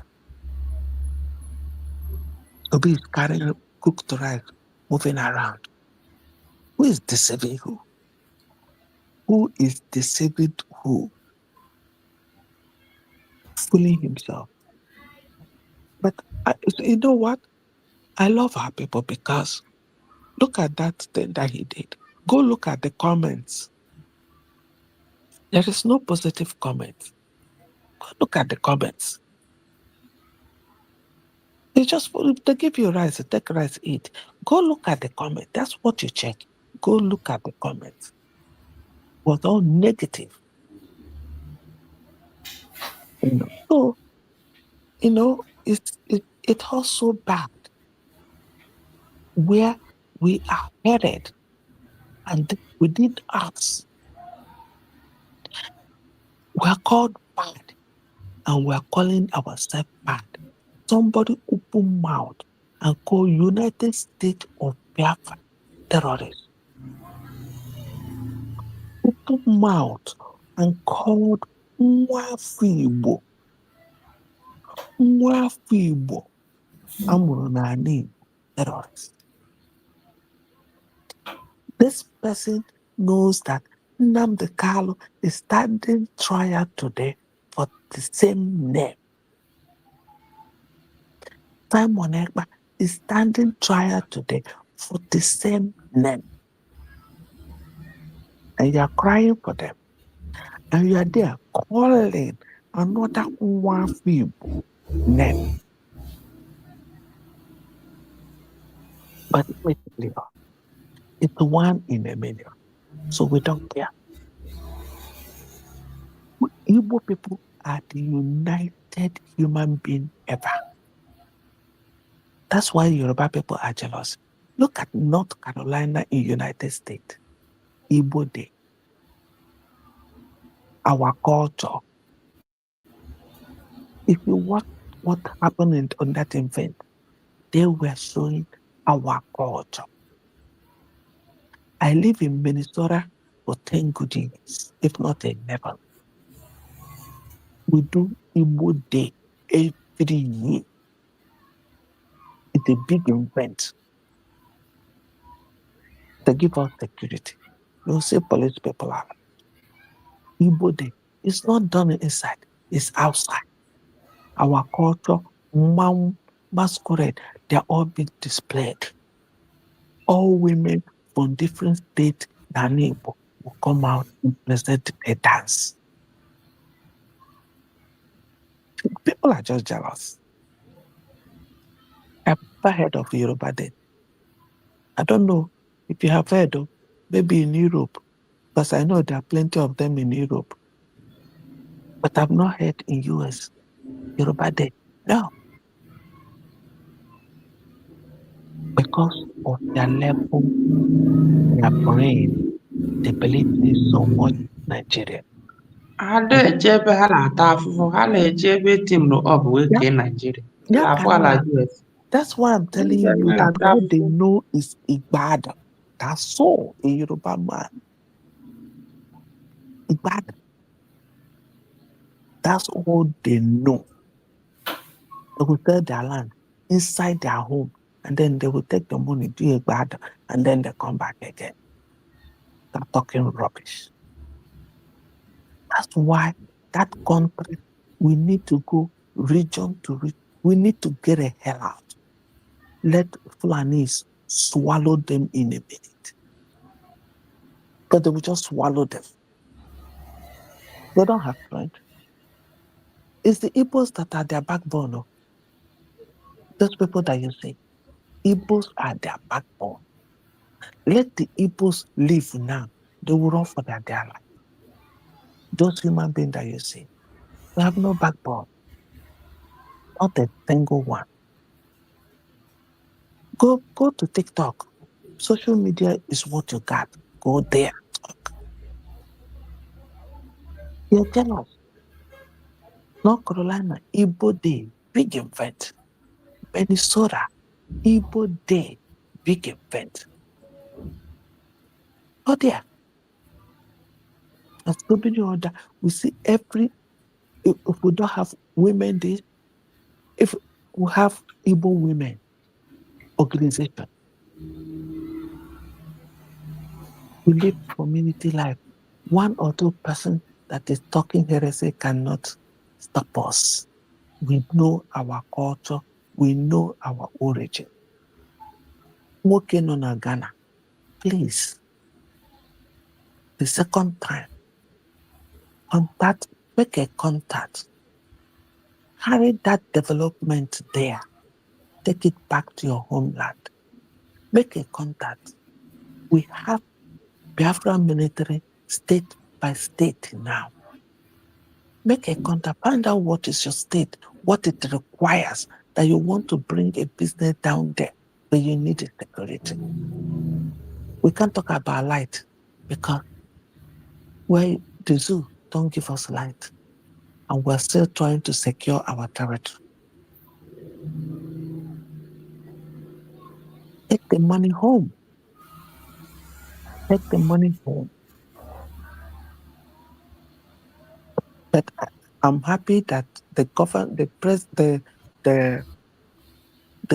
body over there understand what's going on. Propaganda. Let them carry propaganda. My anger with you is that flag that you put there, or you're calling the politician. You brought that darkness upon yourself. And that's why Nigeria is happening to you. If you believe in Nigeria, Nigeria will happen to you. Even if you have good intention, but you believe in Nigeria, Nigeria is happening to you. Nigeria brings negative vibe. Nothing more. Nothing more. Negative vibe. That's what Nigeria will bring in your life. And any other person that believes in Nigeria, Nigeria will happen to you and your family. That's my prayer for you. But you see that ugly man that called himself Bafo or Wabafo, that the son is calabanting and the uselessing Anambra money wherever he is, dancing Okoko, hopeless human beings.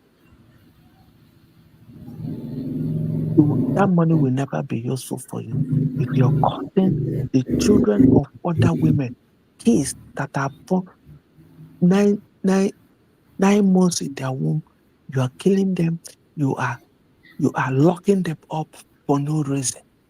If there is a reason, fine. But those innocent ones, whatever they suffer, will affect you and affect your family. And that word you use microphone and you stood and you pronounce will reflect in your family and your children. Okoko man, look at your son dancing Okoko. I don't know if you have seen that current dance that what's his name? Prince Nwa David brought out. Soludo Town dancing Okoko. Stupid human beings. That's my case here. Thank you so much, my sister. I appreciate you for that contribution. Let's hear from Brother Akonye with speak to us before Brother Greg will come on. Akonye with unmute yourself. Thank you so much. Good morning and good afternoon from this side. I'm ekele onye ọbụla nọ na ihu akwụkwọ ma ndị nọ na comment section. Mommy I finish everything. So onye ya na-ekwu she blasted every space. The man, if he has people that do listen, if he's not online and they listen to the advice from our mom, they should stop fooling themselves. Because me, I call it fooling themselves. Where I am here na Alofeman. Nlagwa ha lala unu lazụkọsị n'oge na-abịakwa mgbe unu ya akwa ọsọ chefuo ala. Lala ha na-erebu unu na ndị anụ maka unu agụ akwụkwọ. Ọkpọrọla akwụkwọ ifuru ka ha na-agụ. But ha jiri erebu na agụ na develop. Unu na-ekwu Ghana, come to Nigeria. Ka ala interior village. Enwere one of my friend njire chọta na Abeokuta. Ihe agba from ebe nnọtụ Abeokuta ihe agba 15. Then ị nọrọzie na Abeokuta bata 3000 jebebe iru ime ọhịa ala. Ndị Igbo na-asụ ala na-arụ ụlọ na-awụli elu. Ife ụlọ ọbụla mara mma egwa 1 2 3 4 5 4 bụ ndị Igbo. Apụtasị gị na ebe a nọ ala mapụ gị ebe a tere ya. Lekwa ihe a na-eme nwere ka mma popular kasị gị n'ọwa 150,000. Ọ bụ na Igori ya jisi ike develop at that time Igori ya. After like 10 years, asị gị na Olekpetu and Adetunji na ha nọ na court 6. Ị dịkwa well, but na Adetunji ewiniela. And Olekpetu rebere gị ala. N'ihi abịasịkwa go plot gaa because of need develop gị 250. Ọ bụ na develop bere ya n'ihi ego 500. What I'm telling you abụghị ọhịa si. One of my uncle Karagoro here 2 years ago 250 back because no develop here biri. Only develop ebi asị gị 300. Only develop be achacha asị gị 500. Enye gị 2 weeks. Iwete here another year to be on yours. So all those things here, so they know what they are doing. That is why I say when they shout, we are lost tribe of Israel. I accepted them. No, I'm lost tribe of any Israel. Ihe m bụ tribe of nna mụrụ m nna ochie m. Enweghị ebe nlọsụ gara jebe. So but let's accept na I bụ lost tribe of Israel. Have we taken time to study those Israel? How they started? How they ended up in where they are? That they are fighting since 1948. Just to sleep. So you wish something that is disastrous to yourself. You wish it for yourself. And you don't want to look for the antigen or antibody that will fight the thing when it comes. So the cloud is gathering. I did say was it before yesterday that the time is coming when that Pharaoh that know not Israel will rise up and say that this Goshen that people are occupying, we need it. And I will take you to the field to go and build house again for them. One of the prophets said that the time will come that in 2 ways they will go. Some will go, run away and leave their people. Some will say that I have money. I can still do what they are doing. But they will make the situation very hard that you have no option again than to go. Maybe when you are coming then, ndị nke si Biafra, a na-agwa bịa ka anyị mara ka anyị ga-esi nọrọ. Enwere by then enwego emir of Idato, nwee Kanuri of Obosi, nwee Ọba of Ikwo. Nwere ike then ịbịazo ebukwara onye mbịambịa latakwa ebukwara onye mbịambịa again. Then mgbe ahụ double wahala for the body. So there's nothing much to say. Video nwanne anyị nwaanyị na-ekwu enwere nke afọ this morning na ọ na-agba egwu gbara ahụ ụfụrụ bụ nwa be mgbe papa ya bara ọchịchị ọ dịka onye bụ HIV.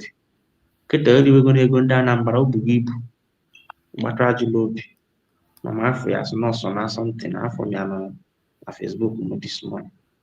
So that is what they are doing our people. ịlasị o nwere ụlọ amaghị m Peter Obi aka dị ama nwere ụlọ na saịdị DMGS na Ọnịcha amamebe soro ụdị ụlọ ya ụlọ ọrụ na Abuja why won't he score point kedu ihe mere na Wike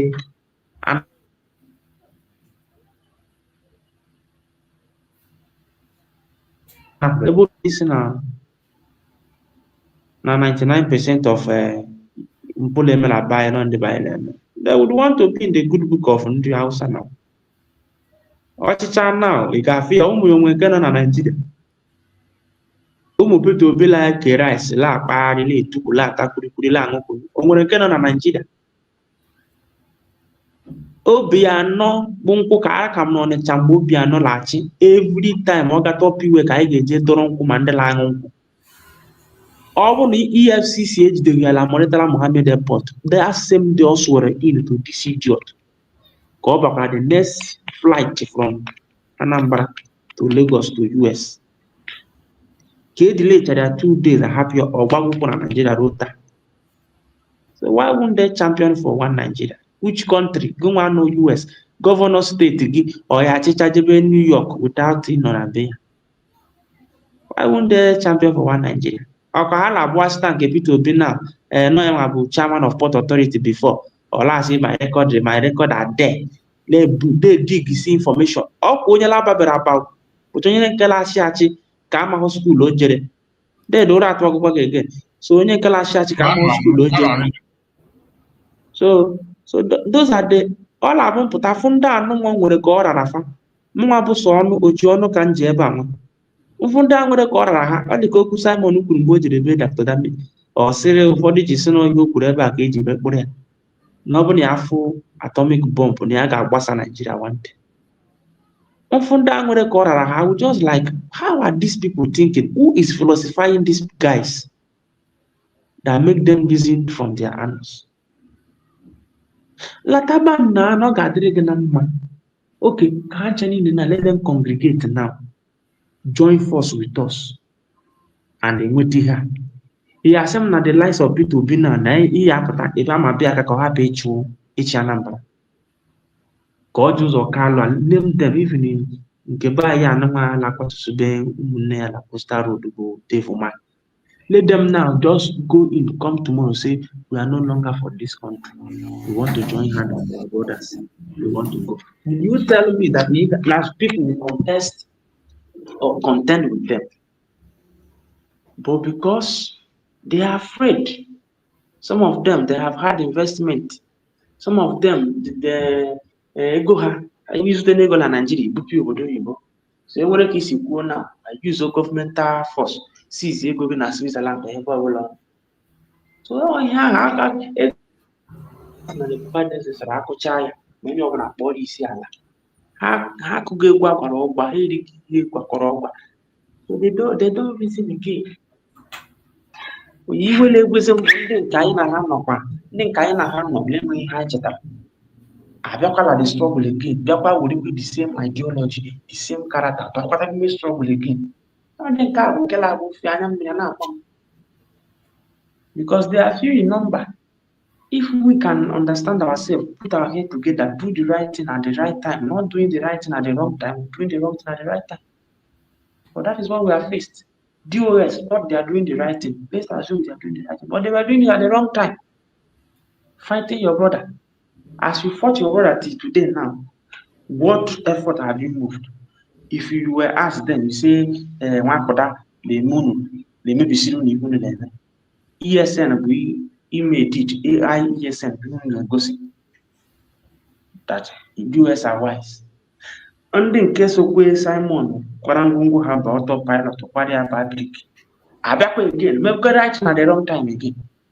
because all these red flags I keep saying it let assume though PM are not declare which is obvious to everybody no so ya make ala attract na onwe chere onye ọbụla no so ya amụ gị amahụ they've taken PM away okay nkiri van name them mama that them all those people back at that time hapụta n'ihu platform like this onye ọbụla dị akpọ aha ha. They were among the ministers of akpọ aha ha that time. Everybody will sit up. Ka ọnụ mma anụma dasarala aka Dr. Ngozi Orabueze ha kwado nwaanyị a ịma mmadụ abụ arụ ọrụ ya enwere differences enwere as a human being like ekwudo n'eziokwu kpee ikpe ziri ezi la CRC gị nwa ị ga-ebupụta pant na ihe ndị ruru unyi kpupụta ya n'iro bịa saba n'iro ọha na eze fụ gị okwe mana aka gị gafa. The likes of Soludo will not say what he said because Anambra got the hot Gosiwade. Our men on the ground are going to join Udogachi. Will you tell some people not to join? Ebe van babam elenye van babam $1,000. Kedi all arola Italy with $1,000. Then only Simon pop that develop here. Volunteer go to so no rose pa Simon Amnozia. Unu no kan online 18. Na na-atụ ego for men on the ground. Then atụtụ iwu na-eke ya were some nye Elias were some gbara foto were some kwụ ụgwọ ụlọ enye success were nke ya ji were basi na ojewarụ. Then isizie kwa onye ya nọrọ ebe ahụ ka agụrụ nke bụ agụrụ gbuo ya. Then mkpụrụ ihe o ji arụ ọrụ gbuzie ka agharie ya. Haba, let's be frank with ourselves. But let us assume all these idiotas na ha gbakọtara ọnụ chee echiche ka mmadụ mee ihe anyị kwesịrị ime n'oge anyị kwesịrị ime n'eziokwu anyị kwesịrị ime. The likes of all these people who among those politicians was talking during the time of Simon. But immediately they waited for us to see whether we are just trying to camouflage. Then now see that these people they are fools. All of them started talking. Talk with anybody here. So Simon Soludo will that. Before they turn number, number. But that is where we found ourselves. So what do you want me to say? You cannot Chichigwe. During the war, Ojukwu not sustain the war rule 15. Was it 15 January? Is it not at the same time? When they talk about Kwame Nkrumah, if you flip the story to read the history, Kwame Nkrumah no have the evil lead African way that made Africa to be in limbo today. Because the ideology was a corrupt ideology. Why did they take Lumumba away? Take Gaddafi. Those ones that wanted Africa to be like the West, them that were championing capitalism, be Democrat, be whatever. Who remembers from Nkrumah now?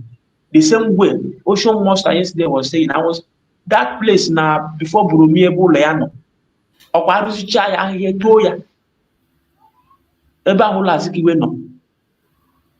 Now that old road before Burumi Hospital. You got a Barak 182 division. Before over one hospital, you can take him before Burumi at the same thing. I hate I don't know gonna number has no see. Good luck would I would vote because in Apple good luck a Pelasiki with Jonathan. Would you go vote like 2007 or whatever? 2009. So these are the people we are facing. These are the people we face.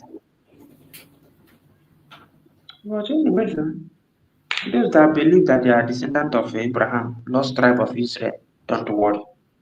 Adolf Hitler is coming. When he will rise again, be ready to face what the Israelites face. Me that I don't believe I'm a descendant of any lost tribe. Before the more here now. So that's the little thing I want to say. Thank you, my brother. Thank you, Bro Greg. Bro Greg, are you there? Unmute yourself. Take the mic. Bro Greg, I'm done. No. Happy weekend. Same to you. Yeah. Good afternoon, Biafrans. Today is another day. We thank God again for the opportunity to live. Thank God for our leaders, whom we must always, in every situation, we pray for them. We pray that God will continue His mercy upon our leader, Master our leader, Master Simon Ekpa, the PM.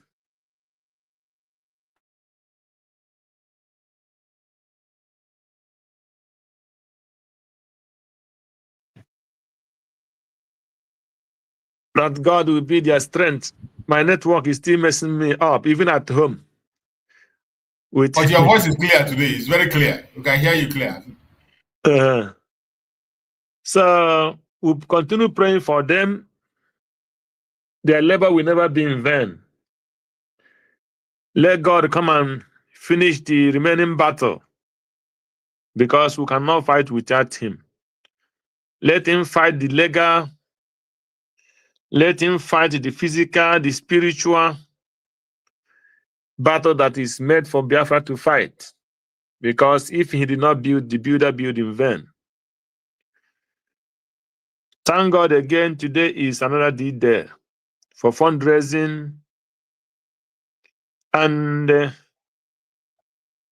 for the gospel as we continue. Yes, Maze, I've been listening all this while. What normally pain most is when people estimate or underestimate the kind of hatred the Igbo people is suffering from all over the world. The so-called Igbo people always underestimate the kind of hatred they have, especially in Africa. So it used to surprise me as an Igbo man at this point in time. They have not even come to realize what they are suffering and the pain and the agony they are going through. And I don't have a word to qualify or to, I don't know the kind of selfishness that is in Igbo person. Because when you give yourself to the people you know that they are original your enemy. And the worst thing is this. When somebody come and he tell you, choose, you are a good person. All these your brothers, they are not worthy to live. You are the only good person. And all of your brothers, your sisters, they are good to put them inside the drum and put acid. And that person who is telling you this thing is telling you that he loves you so much. And then you are not asking yourself question, what exactly are you doing for that person that loves you so much? And why did he love you and hate the people that matter so much to you as your brothers and sisters? Not that you have any distinct, special complaint to this person about your brothers or your sisters. But that person comes to you and tell you, you are the only person that is good. The rest are evil. They're supposed to die. And you accept it. So, and not knowing, or maybe you forgot, or you forget that when that person finished dealing with those your sisters and your brothers, he have caged you. Because even if he offend you, you cannot react. Because those people that are supposed to fight for you, he have already eliminated all of them by tricking you, telling you you're the best person on the earth, that those your brothers and sisters are evil and they are not worthy to live. He will be destroying them. And you are happy, I'm the only good person. And you don't know that that time they are calling you the only good person, already you are totally and completely alone. That is what some Igbo people are suffering indirectly today, and they don't understand. I watched Peter Obi when he was crying for his maybe younger brother or senior brother's house that was destroyed in Lagos. And this same Peter Obi is the one that telling him here that he is the best man in the whole world that's supposed to rule Nigeria. This same Peter Obi that the Igbos who are foolish followed him blindly. And they take every risk on this aid to make sure that they got him president in 2023. And many of them die on the process. Their business is destroyed. And the threat are still there till today. And Peter Obi did not stand and fight for this very threat before he started talking about another election. He did not raise that alarm to the international community that Igbos are being threatened in Lagos and beyond because of election. Instead, he kept quiet. Igbos' properties are being destroyed. He did not raise the alarm for the international community to know because he wanted to distance himself as Igbo. He wanted to distance himself as a Biafra. And the same people are the people who fought for him to become president, even when he was robbed that particular position. And at the same time, he's coming out again.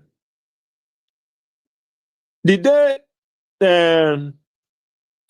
he came out, I think that should be last week or last 2 weeks, he came out, they say he's coming out for space. I waked up for me to know if I were able to ask some question.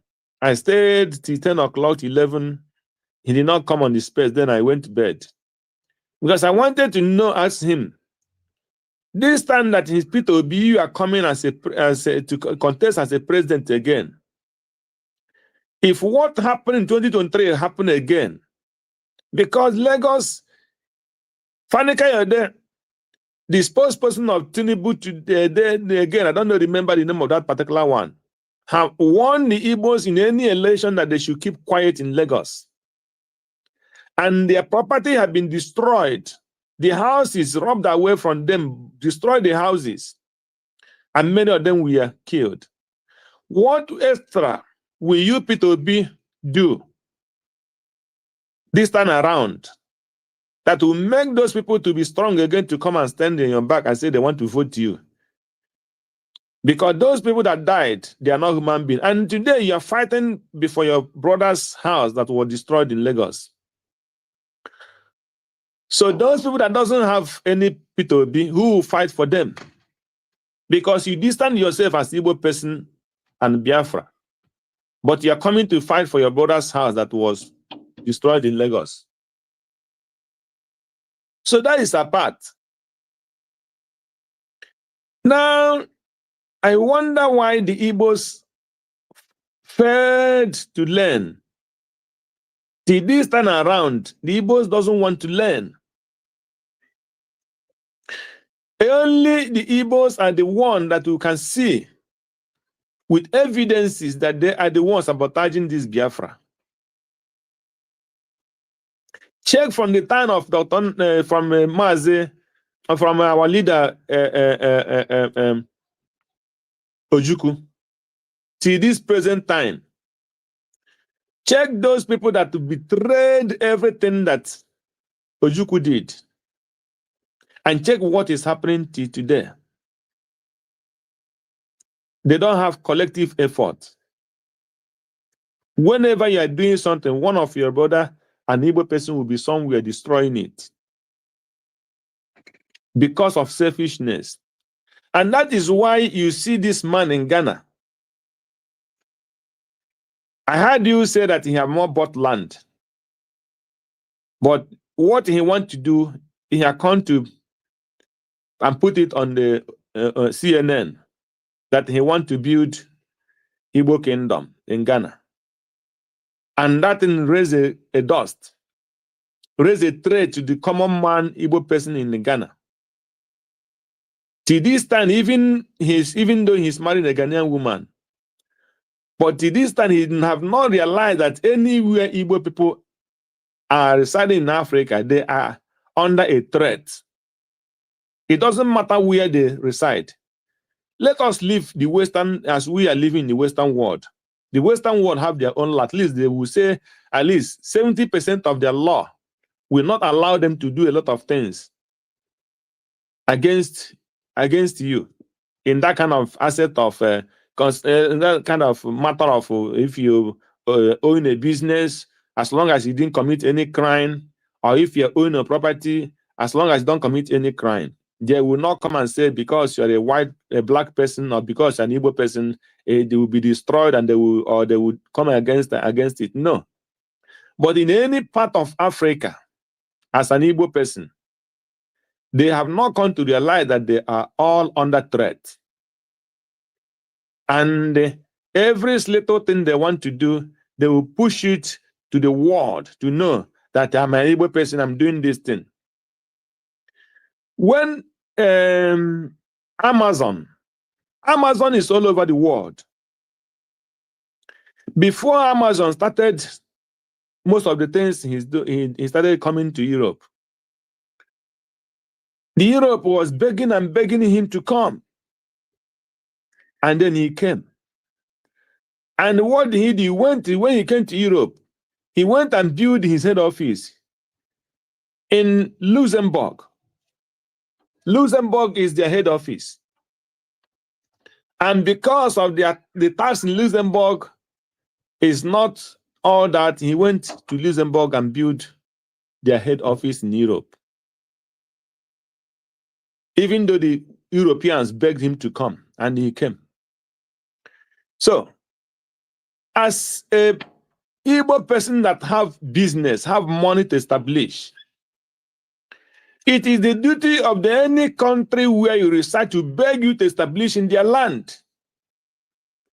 And before you establish, you make sure that there is a law that covered you on that your investment, and you give them condition. But because there's money misroad, they don't think on those area. They don't think that before you invest, that particular country had to beg you, and you go into negotiation, both the tax, land, and everything before you can invest. And if that, when you weigh it and it favors you, then you went in and invest. It's not just because you see money in your pocket, you started dreaming, yeah, I will build a kingdom. And those things bring threat to your people.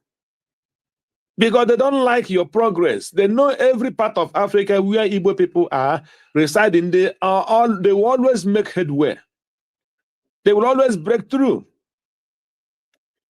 But they will lure you and give you big name, just like as Jews normally say. When they come, they tell you, Agada Bachiruzo. They know that Igbo people love praises. They open a governmental house, you enter, your head will swallow. You enter big, you shake a president, you shake governor.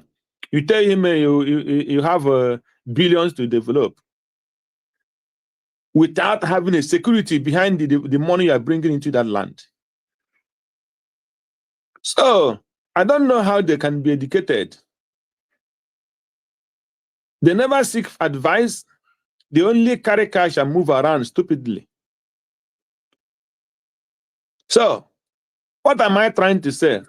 What I'm trying to say is it's time that Igbos must know and understand that you don't just start doing anything in Africa anyhow.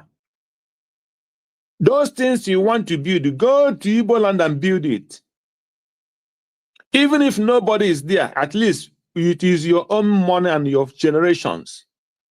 It can never stay for long before it will start yielding results. As our brother who is building car today, innocent, as Soludo want to praise him, everybody is shouting now. So when if Soludo want to do this, at least he will not go extra mad because the Holy Ghost will rise against him. But this one, if they start treating you bad, who will come there to fight for you? No Igbo man will stand on his feet to fight for you in Ghana, in Cotonou, in anywhere, because all of them are under threat. They will only want to secure their own business. So they will not have that courage, because when they come to start fighting for you, their own is not safe. So our people should stand up and always reason before they do anything. And another thing here is, the question is, why is it always the Igbos that is the problem when we talk about our freedom? Why are they not thinking about those things? Instead, they start working against it. Look at this man that you are talking about in Ghana. He's hanging the Nigerian flag. And when he wants to make that nonsense, why didn't he say, I want to build a kingdom for Nigeria? So that if anything happens, let us, that Nigerian he believes, come and fight for him. Yeah. But he used Igbo people to do it. And when the threats come, the Igbos are the one they will destroy. So it has been like that our people don't understand the things they're supposed to do to promote their people, and the collective fight together to win. And that is what we are suffering today in Biafra struggle. That is what we are suffering. From the day of Dimi Kemba Ojukwu to today of Simon Ekpa, even to the Dotongozo Rabeza. Let me use the one of Mazi Nnamdi Kanu.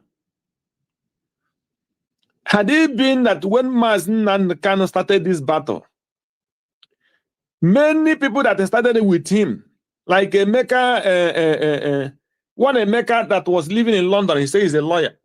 He fought against Mazi Nnamdi Kanu. And the one that say he's Niger, across Niger or whatever, what's his name again? Nkedocha. See? I don't know if you know who I'm talking about. See? I know the person you're talking about. I'm forgetting that. That's his name now. Yeah. So, instead, he came to America to fight against what Simon Nnamdi Kanu was doing. He fought in Nigeria against what Nnamdi Kanu was doing. If he were real, why didn't he keep quiet and not opposing Nnamdi Kanu and continue fighting on what he's doing? Focus on the one he's doing. You are and talking about Tony Nadi. You see, if he were real and he really wanted Biafra, why didn't he focus on what he was doing, since he believed that he can get in through legal? And he don't come out and start criticizing Nnamdi Kanu and start fighting Nnamdi Kanu. Instead, he abandoned what he was doing and he started attacking Mazi Nnamdi Kanu, saying that Mazi Nnamdi Kanu is the reason why Biafra have not come. Because Mazi Nnamdi Kanu is destroying everything they are doing. Tell me, how is Mazi Nnamdi Kanu destroying what they are doing? It's impossible. But because he's an agent of Nigeria, he came to destroy, not to rebuild. If he were real, he will focus on his legal aspect of it, giving Nigeria pressure, pressurizing Nigeria for freedom, fighting them in any how he can legally, since he believes too much in legal action, and let Mazi Nnamdi Kanu pursue the way he believes. And that those pressure will bring Nigeria down faster. Instead, he leave that what he's doing, and anywhere Nnamdi Kanu go, he went to that government and told them, no, Nnamdi Kanu is not real. That he is the one. He told Nnamdi that he is the person who is real. And the same thing is what is happening today again. between Ogenkere and his group. Today, people are petitioning, going to the IPOB, petitioning Simon Ekpa. There's something I watched on my Twitter now, where somebody was making they are showing, videoing, showing themselves. They are sending petition against Simon Ekpa in Finland. These are the people who came to fight for freedom. They want their people to be free. If Simon Ekpa is doing what he's doing, why don't you focus on what you are doing, since you think that what you're doing is, let us see where that one will lead us. Instead, you abandon the one you're doing and you started fighting Simon Ekpa. The same thing come again this time around between Ngozi Arabeze. Now Ogenkere leave and his group.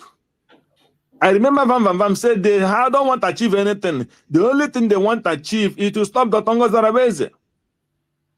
These are the problems the Igbos have.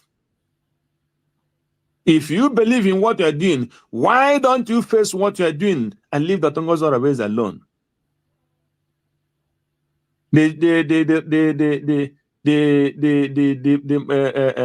The man that came to see Jesus said that if what he was doing is not real, it will fade away on his own. But if it is what God stands, nothing will make it to be, nothing will destroy it. Why didn't you give this woman the benefit? Let's see what she is doing. Immediately Biafra was declared, you continue fighting her to this death. You abandon the things you're supposed to think. Because anytime you go home, what you think is about human being, your fellow human being. You can never make headway to think what you will do in your life that will benefit you. Because the only goal you have is thinking about that your enemy. How will I stop him? How will I kill him? You cannot sit down, cool down. What will I do to progress like him? You cannot cool down and think, what will I do that I will be in a good position? What will I do to achieve that what I want to be in life? But their aim is what they will do to stop their enemy. And how will that person progress? He can never progress. Because he never asked God what he wants to do to improve his life, to improve his family, to make himself a good person, a rich person, or to be in a good position in life. But his only prayer is, how will he stop the person who is working hard to improve, who is working hard to fly? He wants to clap that person's wing down because he doesn't want to fly and he doesn't want another person to fly. The only problem, the only thing that comes to his mind is how to destroy somebody who don't even know that he or she is existing. So the only thing they want is how to bring that person down. That is the thing that is bringing us backward every time. So when will the Igbos learn? When can we learn? When will we stop this kind of evil? When will the Igbos think twice and say, it is time to give any person that is making headway a chance? Let's see where that person will lead us to. Any person who wants to try to do something, they will just try to kick him down. So, my brother, today is another day, as we said. Let us not allow the enemy to cripple us. Let us gather and continue as we have been doing it. Come out in mass, support everything as much as you can, and do not let those who Dr. Ngozi really have turned to be their problem. The people that are killing us are not their people, are not their problem. The only problem they have is United States of Biafra and Dr. Ngozi Arabeze and his cabinet and the media. Focus on what you're doing. Do not look back so that we will not be like those people that doesn't have vision. A man without vision can never progress. Because when you have vision, there is something you are dreaming to become. If you don't have a dream of what you want to be, you cannot get to anywhere. So it is only when you have vision that you walk towards that your vision and pray to achieve it. So let us focus on that achievement, our vision, and what our PM, Simon Ekpa, have given us to make headway since he have make all the plans to work out, and let that work on that plan so that we can achieve it. That is my encouragement to Biafrans today. Let's continue doing what is right. Thank you, Mas Jews. May God bless you. Bless you too, my brother. Thank you so much. I appreciate you for that contribution. Ocean Monster, are you there? Ocean Monster, unmute yourself if you're there. Okay, Coach Hughes. Please, I will come back, Mr. Massachusetts. Thank you. All right, Coach Hughes, go on, unmute yourself, Coach Hughes.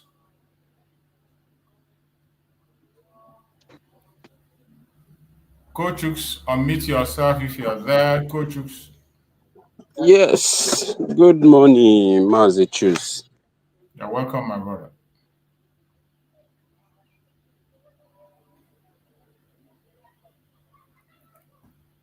You're welcome. Go on, Coach Hughes. We are listening.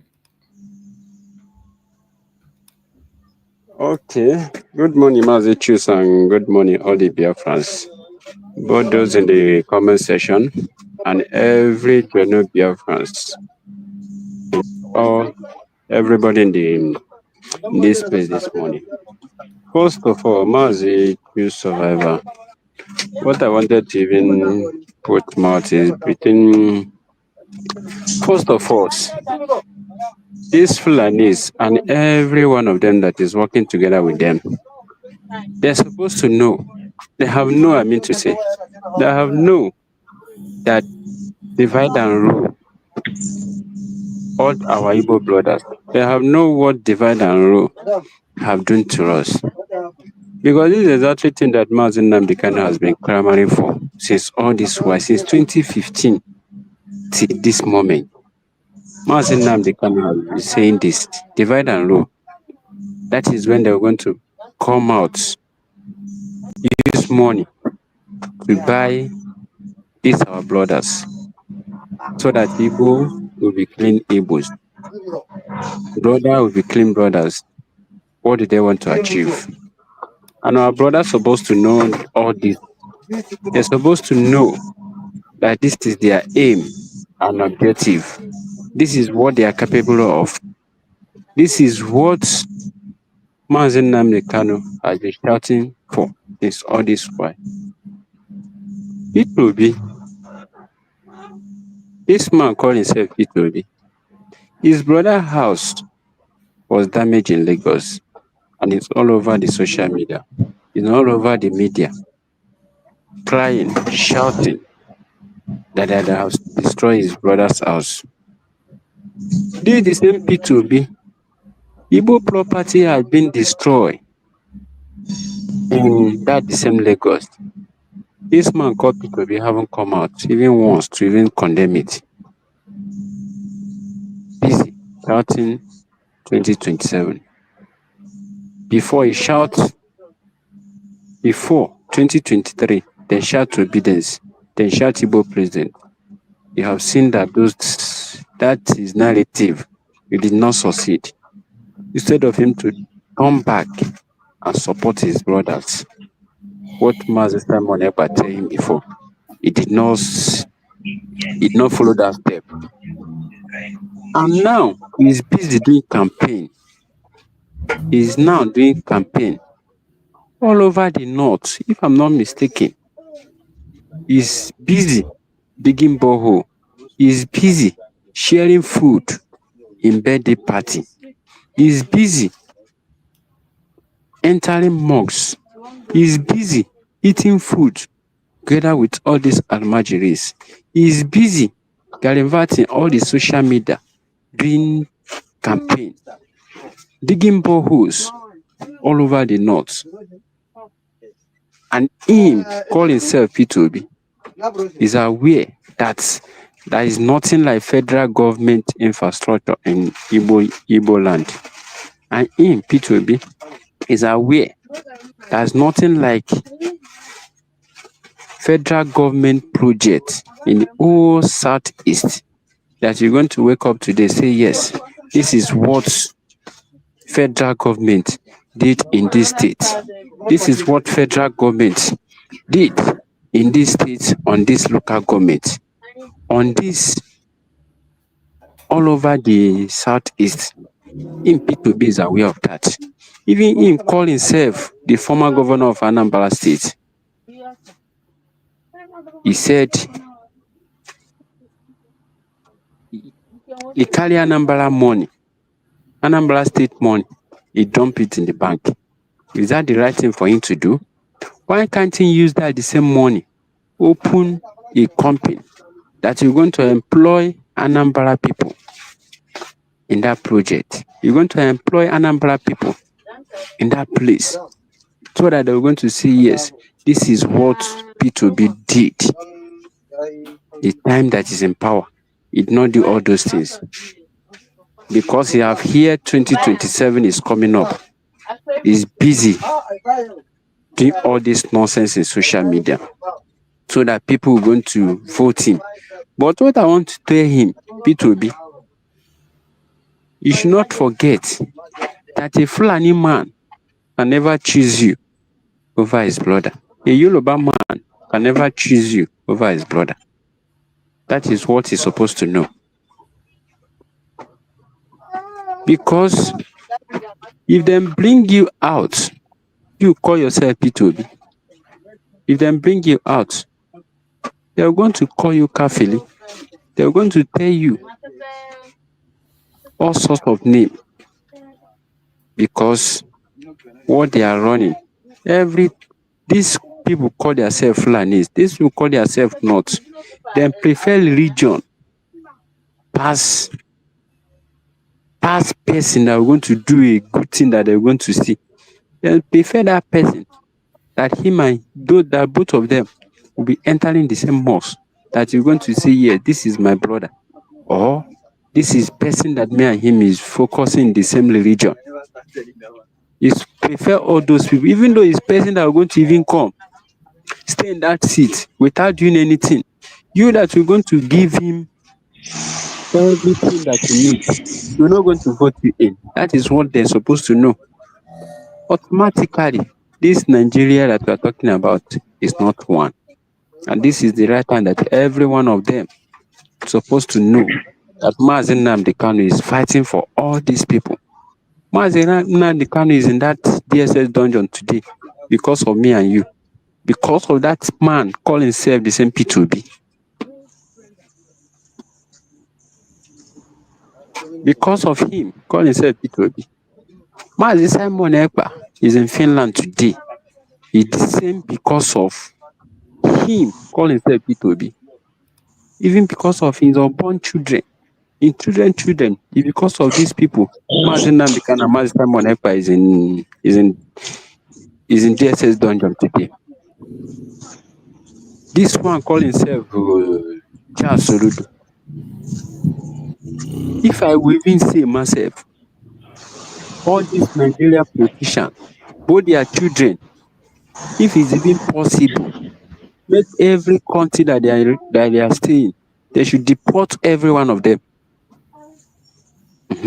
They should deport every one of their children. They should come back to this country so that every one of us is going to suffer what we are suffering in this land. In this place that they call a country. Because every one of them, they feel a headache, they will run to UK, they will run to outside country to go and take a treatment.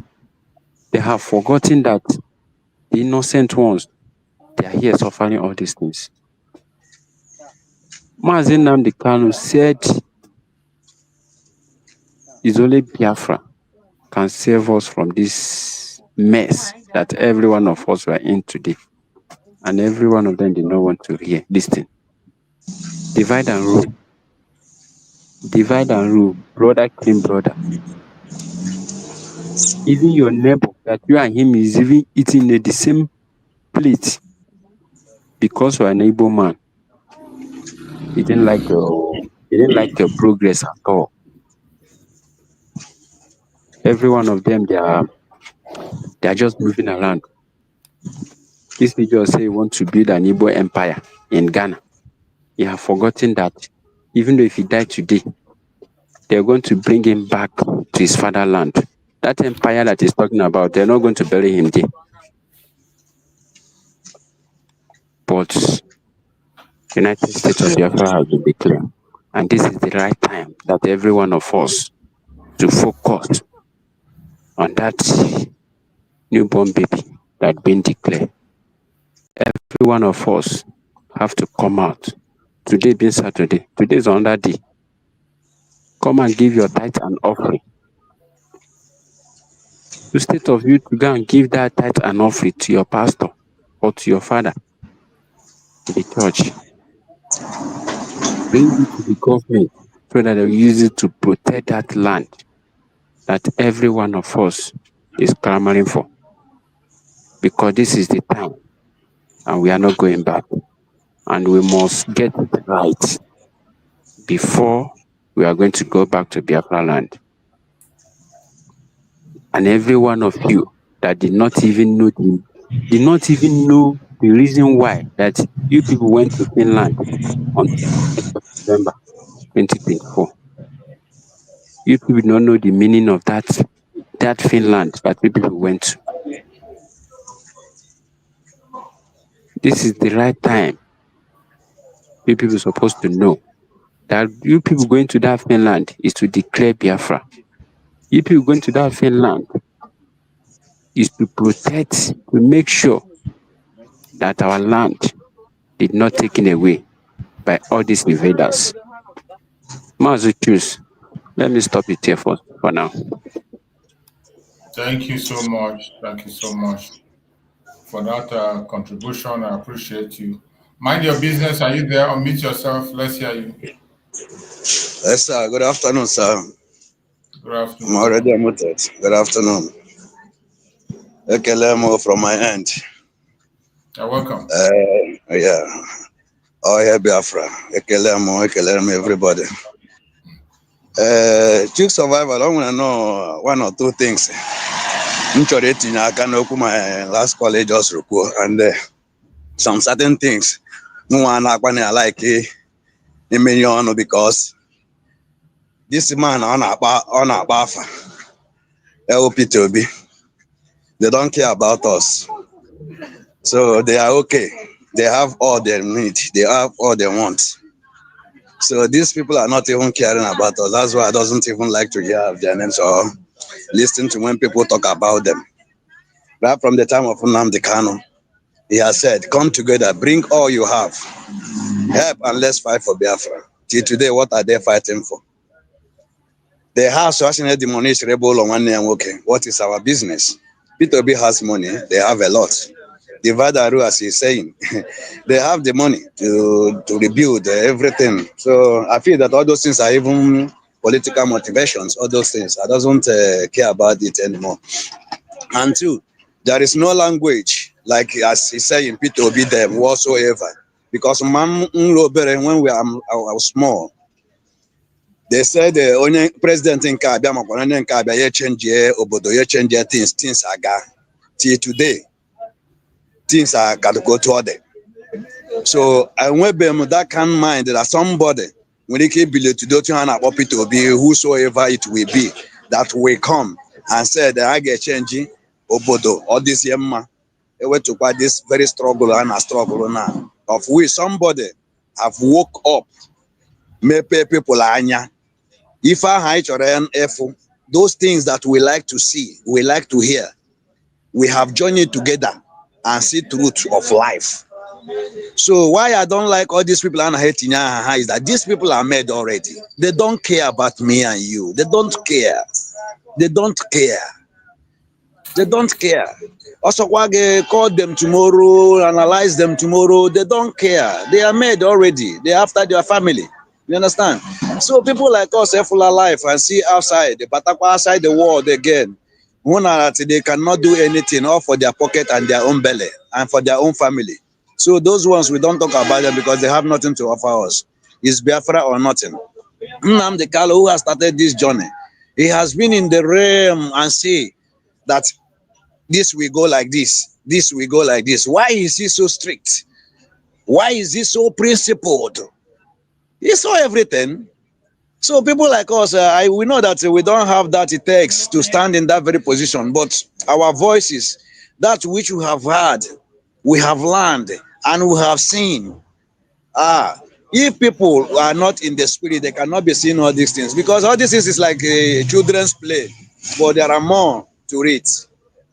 I thank God for the life of Nnamdi Kanu and Simon Ekpa, and people who are standing for the truth, as you people are doing it, teaching us, opening the truth, how it will be, how things are. And people like us, when we digest it, we bring something out of it. I thank every Biafrans that are the true pursuers of this very struggle we are into. And you people who are this media that always enlighten us, giving us the words, giving us how things is and the way it is going. I pray that Chukwu Akuka Abiyama will bless every one of us. But whatever I normally say, you see, these people will do call their names. Let's not be calling these people names, because if calling their names is withdrawing us back, as if they have anything to offer us. What we have to focus is the Biafra we are fighting for. Our two leaders who are just incastrated for nothing, for just saying, let my people go. And as I always said in this your program, we have to always to pray for them. Because Nigeria, they cannot even, the divide and rule, my brother is saying, the divide and rule, how can they leave it for you? How can they free it for you? How? How can they free it for you? How? Tomorrow, they go back to square one, or that which they get every time, every month they will not get it, or that allocation which they give them, all these things. I don't know. It's like just it's like just pouring water on the rock. It just wastes away because they don't care. The divide and rule, it has been killed us for years, and it's still killing them, not me, because I don't believe in one Nigeria from my time. I don't believe that they can offer anything for me, because since I was born, now I am more than 50, up to 50, getting to 50 this year. I have never seen anything in them change. I have never seen that which you have been promising me in the time of Mbakwe, the one I can remember. I have never seen it change. Then who is there now to change it? Except that time Mbakwe, they did the little they can do. That is where I know that Nigeria is not one. They don't have anything to offer us. Please, Biafrans, I'm just saying, let's come together, support our DPM, support Biafra government, because that's the only road. Nnamdi Kanu, see what they are doing.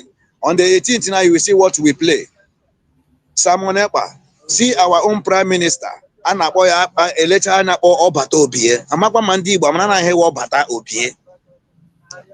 know the capacity of that man. The Nigerian government we are talking about. If people are in spirit, they will just see. They know what he can offer. They know what he can deliver.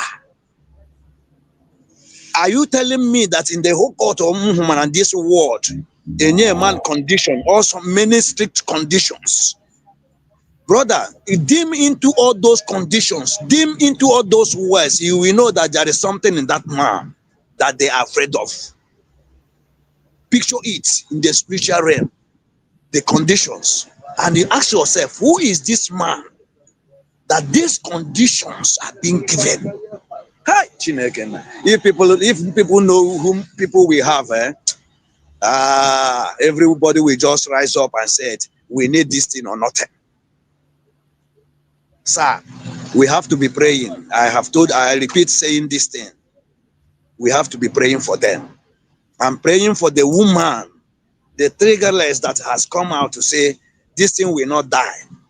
After philandering declaration, some people went and formed another thing that they should fall back. I don't know where they are falling back into Bele, where we don't come out and grow. I don't know where they are falling back that we have to grow, not to enter into Bele back again. I don't know. And people are trying to just destroy the structure one has built and say, go ahead, even if when I'm not around. Push it forward, even when I'm not around. And some elements, mediocres, are saying, let's go back. Hey, brother, all these things at times, it baffles me. And people follow. People commend them. Hey, right on. Some come in the street and break egg. Some come, if not so person that will bring it, I will sabotage, and they are still sabotaging. Some come that the money, poor sources, poor human beings, poor Biafrans contributed. That is the money. One person is sharing to you people, and you are hopefully saying it. And you are hopefully taking it and eating it. And people at the same time believing in them. Ay, chicken na. Onye mere ndị Igbo ha? Huh? Onye mere anyị ha? Jesus Christ. Onye mere anyị ha? I cannot believe these people. Few survivor. Nkwuokwu like this at times in agenda when I say memorism I'm on the stage. I'm telling you the gospel truth because always in her life always in her without one having his freedom. People who have come to voice out to the voiceless, they want to still silence them. Who does that? Who does that? Who does that? And people are still in this very 21st century and still saying, come back while we are moving front. Brother, I want just hang the phone because my own at times if I will become very, very upset if I'm continue this very thing because I cannot see that everybody see the right way and we are trying to bend some people in the another way and they are following in what way? What are they trying to profit there? What has they even given us? Let me ask, what have they given us to follow, to do, or to survival? Let's be praying, as I always said in this your program. That's the only thing that will save us. Let's be praying, cross our fingers across that Chukwu should keep our people, our leaders strong, hopeful, resilient, that tomorrow the thing they seek, that thing they are fighting for, will still come back to life and we must restore it. That is always what I pray. You see other things they are doing in their social media. I feel that they are using it to create some certain things, make to their content. Because Baba cannot say because of, he will always say, I have 100 million viewers. That is only what they believe in viewers and what will come out of the viewers. I don't know. Sir, one day now fighting freedom. And people are listening. Over 2,000 is watching. What is 2,000 watching? What are you benefiting from the 2,000 watching? The contribution they will give you, or the way forward of to bring this Biafra for freedom of everybody, that many has died, many has died, always. The two frontliners are inside. True survivor, please keep on your good work. Keep on your good work. I was on the program of Kelenda TV yesterday. I was very, very pleased to just pour my mind because I like when I see the truth and how it goes. I always flow. I love it. Please, you guys should not deviate. I just started this thing. We still give us a way to finish it. Thank you, my brother, and God bless all Biafrans. Thank you. My regard to DPM, who has stand strong without shaking. That which Obi have set up will still come to pass. I thank her so much. I thank her, and may Chukwu Kugabiyama keep on protecting her in any means, in any way they come. Let Chukwu Kugabiyama continue to protect her. You see? Thank you very much, bro. Thank you, Master. Thank you very much. Appreciate you, my brother. Thank you so much. You have spoken well, and Biafrans have heard. So, my fellow Biafrans, remember the topic we discussed today: a call to action. Biafrans must identify, stop the conspiracy and the conspirators now. It's not passion. All those that are conspiring against us, we must notify them, know whom they are, and we must stop them now. We must identify those conspirators. We know who they are. We know the conspirators, both those who are inside and those who are outside. But today we are focusing mainly on those outside, because it is those outside that instigated the problem we are facing today, that brought us where we are today. More especially our Yoruba brothers. Those are Yoruba neighbors, Any one of them that is watching us or they come across our video should please retreat from that false information and the conspiracy they are pushing. The instigation of violence against us. It will not lead you anywhere. It will only lead you to your own destruction. You go to Ghana today, you are instigating Ghanaians against the Igbos. You think it's about us. It is not about us. We can survive there is no condition we cannot survive. The only ethnic group that can survive every situation today is the Igbo Biafrans. We have seen it all. We have passed through a war. We have gone through starvation. We have gone through genocide. You have taken our wealth away, an economic war against us, and yet we are still standing. We can survive every situation. This thing you are instigating in Ghana today will come back to haunt you. It will come back to haunt you. When your one Nigeria did Ghana must go, was it the Igbos that in power? It wasn't the Igbos that were in power when they did their Ghana must go. Were we the one that chased them away? We are not. Instead, we are the one that accommodate. We continue to accommodate. We are not land grabbers.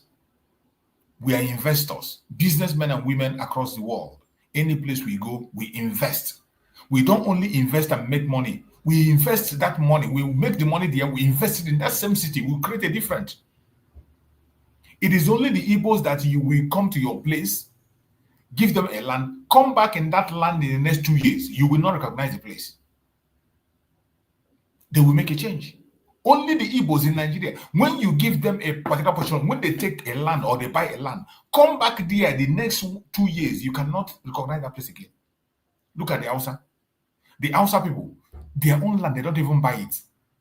Any place they have Hausa in Igbo land, they give them free. That land you give them free, come back there the next 2 years. That land will be, that you will see it will be worse than the way it was when you gave it to them. Even when we develop a place and we hand it over to them, all these Hausa people, Hausa, come back there the next 1 year, we cannot be able to sit there and eat. Most of the places they gave them has become worse than it was when it was given to them. It is only the Igbo Biafrans, they come to your area, they buy land. You don't dash them, they buy it and they develop your cities. They create employment for your people. They employ people. What else do you want us to do? What else do you want to do? The hard work of the Biafrans is being translated as being domineering. You are so scared of a healthy competition. Compete with us in a healthy manner. Healthy competition. We are open to that. We are open to healthy competition. Why do you continue to engage in this evil agenda of lies, propaganda, instigating violence against the Igbos? You have done it before the Civil War through your brother Awolowo. Awolowo did it and ended up taking the life of millions of Biafrans. You just did it recently and you wanted to deport our sister from Canada and Biafrans came after you and you did not succeed. Today it's in Ghana. You are instigating. I just watched another video. That's the video I watched before I came online. A Biafran again in Liberia. In Liberia. Why was he arrested? They came to his house. They just arrested him. They say he's selling drugs. And when you see the question they're asking him, why do you have CCTV cameras in your house? They searched his house. They did not find any drugs. They didn't find any single. This is an importer. A guy that's an importer. An importer. They searched his house. They did not see any single drug. Why they are holding? They say, why does he have CCTV camera in his house? That he fixed the CCTV camera so that he'll be monitoring when the AK comes to his house. They didn't have any evidence. Nothing. Only sheer wickedness, envy, and jealousy. In Liberia, I just watched it before I came online.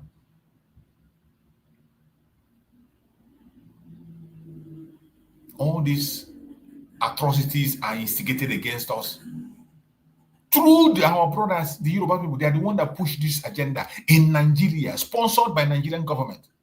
Sponsored by the Nigerian government. It didn't start today. This was why at a point in time, our Mazi Nnamdi got mad. And he began to preach the strong message. The thing is, it's not hate. He was just telling them exactly what they do and whom they are. And I would like to play some of those clips of Mazi Nnamdi back, the warning he gave them and how he brought their problem before their own face. I want us to watch this program. Just let's listen to that program Mazi Nnamdi did. That shocked all of them, told them what they do. It wasn't a hate speech. It wasn't a propaganda. It wasn't it wasn't an instigation. It was just telling them what they are doing that is wrong and asking them to change. More especially their media. Their media, both conventional media and social media, wherever you see them, they are always instigating people against each other. How long will you continue to do that? How long? Let's just listen to this message that Mazi Nanikane preached before we end the program. I keep saying it all the time. I speak the truth always. Anything I say here is because I want you to change for the better. Do you actually know that our cultures in the zoo are different, our value systems, how we are? And once Biafra comes, there'll be no kings either in Biafra land, or else God will destroy it. Once you call somebody a king in the land of Biafra, God will destroy Biafra land. Did you hear that from Mazi Nanikane? Did you hear that? You see somebody going to Ghana to announce himself as a king. Do you see the danger of you making yourself a king? Some of us are not listening. We are not paying attention. We are not. There will be no kings in Biafra land. There will be traditional rulers, custodians of our culture. That's all. No title of king.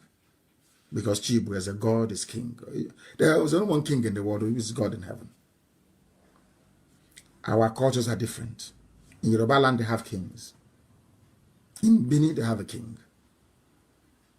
In Janjaweed territory, they have kings. They have emirs from Fulani, from Futajalo.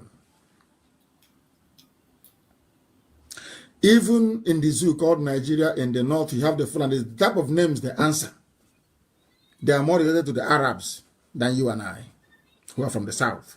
Now listen carefully to this. I am going to apportion blame tonight before I bring this program to a close. I will blame those who deserve to be blamed tonight. And get your pen and piece of paper and write it down somewhere. And you'll be shocked. The people, the reason why Nigeria is suffering today is because of Yoruba people. That is the truth. And I'll prove it to you. Write it down. Yoruba politicians, their media, hey, their commentators, the so-called intellectuals, they are the reason why Nigeria is in a mess. Number one reason, or number one proof. Do you see what is happening today with Osinbajo? It has happened before. And Google it. The name of the man is Brigadier Ogundigbe. O-G-U-N-D-I-P-E. Brigadier Ogundigbe. Google it. He should have replaced Ironsi. The same Fulani people pointed a gun at him. And he left, accepted to be a diplomat. They shipped him to England. Number one. Osinbajo is now missing. Osinbajo is missing. Number two, again, are Yorubas asking after him? No. They are afraid of the Fulani. Yoruba is afraid of the Fulani. They are terrified. They are scared. It's only one or two or three people. This young man, Maigu, that is, I pray there are people like him who come up. That's the ones I'm waiting for. No, I have not said anything. They are the ones I'm waiting for. Then there will be a proper Oduduwa and Biafra alliance. Not the field right now is empty. There is nobody there. What you have are charlatans, cowards to the core. Listen, Osinbajo is missing like Ogundigbe. They're not asking after him. Another Yoruba man, Gowon, Awolowo, walked with Gowon, killed 5 million Biafrans. Now listen to what Awolowo did. Why Yoruba is the problem of Nigeria. Listen carefully, please. Why, if you don't have light tonight, you blame the Yoruba. They are the problem. I have proof now. Ogundigbe number one. Awolowo walked with Gowon. Awolowo killed 5 5 million Biafrans through hunger and starvation and direct violence. He wasn't happy. Awolowo was not happy. He wasn't happy. Awolowo went further to take our money. But funny enough, they did not take the money belonging to the father of Onyanwodo by his own admission. Every family suffered after the war. They took all our money. But in Nwodo's family, their money was intact. Showing you that they're saboteurs. That's how you know Sabo now. When I said it before, they didn't believe me. From his own mouth. Their own money was still in the bank. But everybody's money was taken. Why did they not take his money? Because his family are known saboteurs. Those of you that call yourself elders, open your ears and listen carefully. The fact that you're old doesn't mean you have common sense. Doesn't mean that. And then we'll go, okay, you believe, but somebody can be old and foolish. Of course. You see this generation. There are many of them. We will not forgive you people.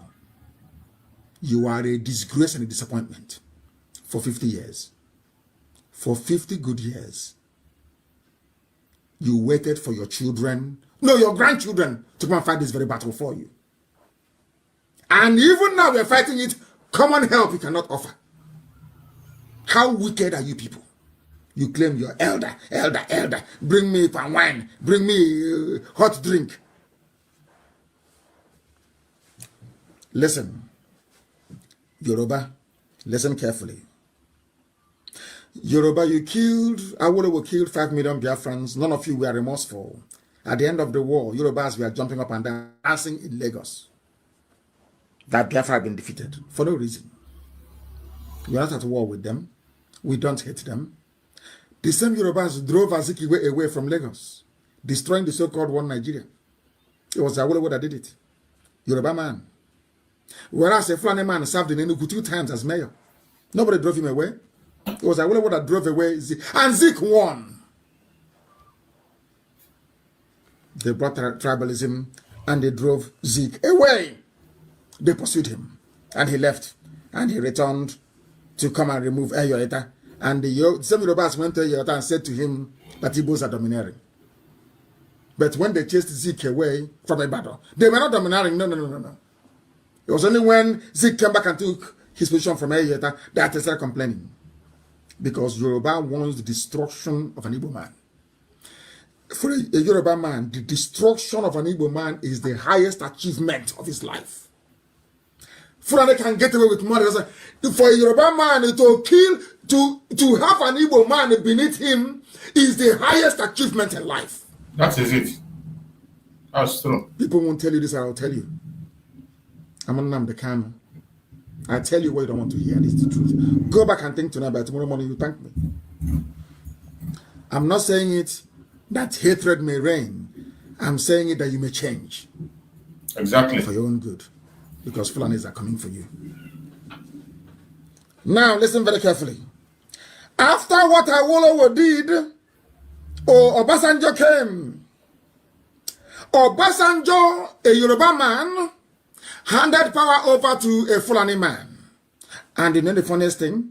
Obasanjo did not vote for UPA. He never voted for his own brother, Awolowo. That was why they didn't vote for him either in 1999. We continue. Yoruba. After that debacle, then Shoneko came in.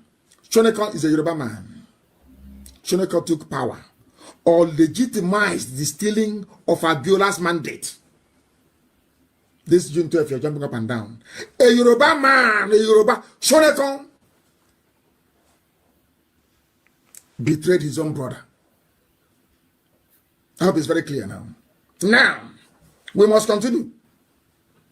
After that, when it was the turn of the Yorubas, because of what happened to Abiola, they called their favorite pet, Obasanjo, come, take it. It's you we trust. And when Obasanjo finished, he handed that same power back to the Fulanis in Yaradua. Good. After Obasanjo left, Jonathan came. Jonathan is a Biafran Who do you think was instrumental in the defeat of Jonathan? It's not Obasanjo. He tore up his PDP membership card. He said, vote for a Fulani man, Buhari. Have you all forgotten? He's a Yoruba man. And then after that, Tinubu came with Shoyinka. There's a Sovereign National Conference, restructuring, Sovereign National Conference. Today, no more restructuring. They are waiting to become president in 2023 with all the fraud. That's what they did. Going on in the zoo. We continue. Talk again on. I am the president today. Obasanjo handed power over to Yaradua. You all know that. Now I want to ask the Yorubas. Yoruba, I love you. I may be critical, but I still care about you because I want you to change. Yoruba, tell me one church pastored by an Igbo man that you go to. The same way we go to Redeem or Winners or whatever, or Deeper Life. I say name one Igbo church that Yorubas attend. None. Or Yorubas make up 20% of the congregation. None. None. I say none. None. Nobody say you talk on. Now we they go through their own church. Where do I start and where do I finish? None. You won't see anyone. You won't see them go to the church led by Igbo. Which business run by a Biafran have the Yorubas ever invested in? The answer is none. And the Yorubas since 1960. Have the Yorubas ever voted for an Igbo man before? A Biafran. Even Jonathan, did you vote for him? I will ask Yoruba again. Have you ever voted for an Igbo man before since 1960? Yoruba? Simple question. But Igbos voted for Abiola, didn't they? The same was they voted for Obasanjo 2 times. Even against Ekweme in the primaries. I want to ask Yoruba, have you ever voted? I want to prove to you that what I'm saying is not born out of malice. I want to prove it to you. That your hatred for an Igbo man is unreasonable, is unfounded. It shouldn't happen in the first place. Yoruba, you must change. You must change. I don't know, maybe it's due to the undue influence of Yoruba Muslims. You are now telling me that as a race of 70 million people, the only duty you now owe to yourself is 2023. So Aisha can be doing anything she likes. People can be dying. There are bandits everywhere. Terrorists everywhere. Kidnapping. Christians being slaughtered every day. Persecution. Everything happening. So Yoruba, you're telling me 70 million of you will just keep quiet until 2023? Is that what you're saying? Because of presidency? Because of money? You sell your soul to the devil? Yoruba, you will sell your soul to the devil? Oh dear. Oh dear. They say we don't respect people. If you go to Japan, they respect their elders. Of course they do. But if you're an elder and you mess up in Japan, they will come to you and tell you to go and commit suicide. That's what they will tell you. Harakiri, they call it. You go and commit suicide. It's the most honorable way to die. If you're an elder and you're a fool, you can commit suicide. That's why they respect that. You cannot expect me to respect an elder that says the truth and decides to follow lies. Yoruba, I'm asking you tonight, is that boy in Asarok, is he Buhari? Is that boy in Asarok Buhari? Yoruba, answer me. If he is not Buhari, then what are you doing about it? As people that claim you fear God, you go to Pentecostal churches and all this nonsense. You fear God. Why are you people being so deceptive? Why this fraudulent nature you have to hide the truth? Because if we expose what is happening in Asarok, the world will give IPOB and then Nnamdi Kanu the credit. That's all. And you're a black man. And you're fighting against racism. You claim you want Nigeria to progress. Everyone should be in Nigeria. But look at the way you're behaving. This level of envy that you have, is it normal? This envy, this level of envy, is it normal for a human being? that the downfall of a race is all you exist for. Forget about who takes the credit. Go and tell the world, Yoruba newspapers, that Asarok is empty, so that your brother can go and take over. Tell the whole world, because people are dying. Your silence is killing people. Because of you, Mietiala is running rampage, because you have failed to acknowledge and to speak the truth. That is the fact of life. I wish young radical Yorubas can emerge. That's my prayer every day. People we can work with. Because this crop of people you have now, God forbid. God forbid. God forbid. They said the Nigeria is too weak to break, according to Governor Sulo Lamido, because the Yoruba media have allowed it to be that way. But there's something the man said which is correct. That is a confederation of corrupt criminals called politicians. Confederation. They know themselves. Do you think Ike Premado wants Biafra to come? With all the money he has stolen, where is he going to steal money from them? If Biafra comes, which contract is he going to hijack? Which one? So you can never expect them to be part of what we are doing. Never. You don't expect Emeka Anyoku to be part of Biafra when he has Orient Oil making money. He lives in Lagos. He's enjoying Orient Oil money. He'll be thinking, being an Igbo man, he'll be thinking, hey, if I support Biafra now and Biafra comes, I will lose my oil field in Umweri and Aguleri. That's all. He's in Lagos, Fulani are killing his people. He doesn't care. He has interest in Orient Oil. That's what matters to him. And he's an elder statesman. Only in Africa, an elder statesman who is worse than Lucifer. The likes of Edwin Clark. There is something they're bringing now with Sahara reporters, there's a nonsense game. Oh, that Buhari is sick, Yeah, there's a telephone conversation, Buhari is sick. Do you think you're dealing with... My fellow Biafrans, I think we have to stop it here and we continue. I think we'll have another program later in the day so that everybody can be able to key in. Please, you have heard this message of Mazen Nandekano. I will continue to bring some of those messages. Every single name he called today, mark them. Go and check their attitude, even up to now. Some of them are dead. Even after they are dead, go and check them and their families. Mazen Nandekano, he says it the way it is. He said, I will tell you the truth. If you are the one holding key to my life, take it. And he has continued to tell the truth up to today. This Buhari issue that he's mentioning now, they sealed it. Today I heard, there was a news I heard, they said that the fake Buhari is now in London. He's sick.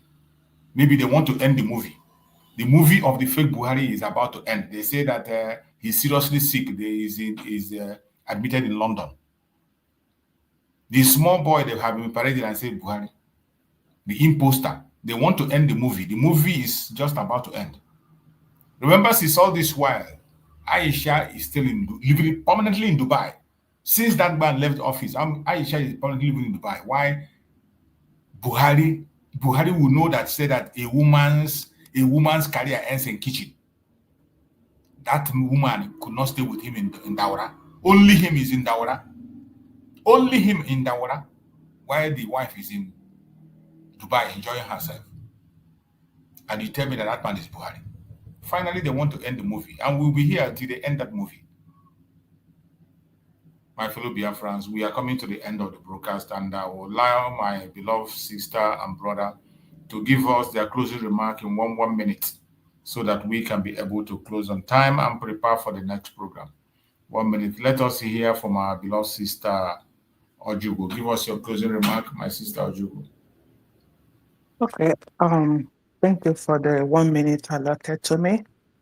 To make my conclusion, thank you so much, Brooks. You're doing marvelous, and all the media who have come out to stand tall to make sure that the truth is being heard. We appreciate each and every one of you, and we are proud of you. Thank you, Master.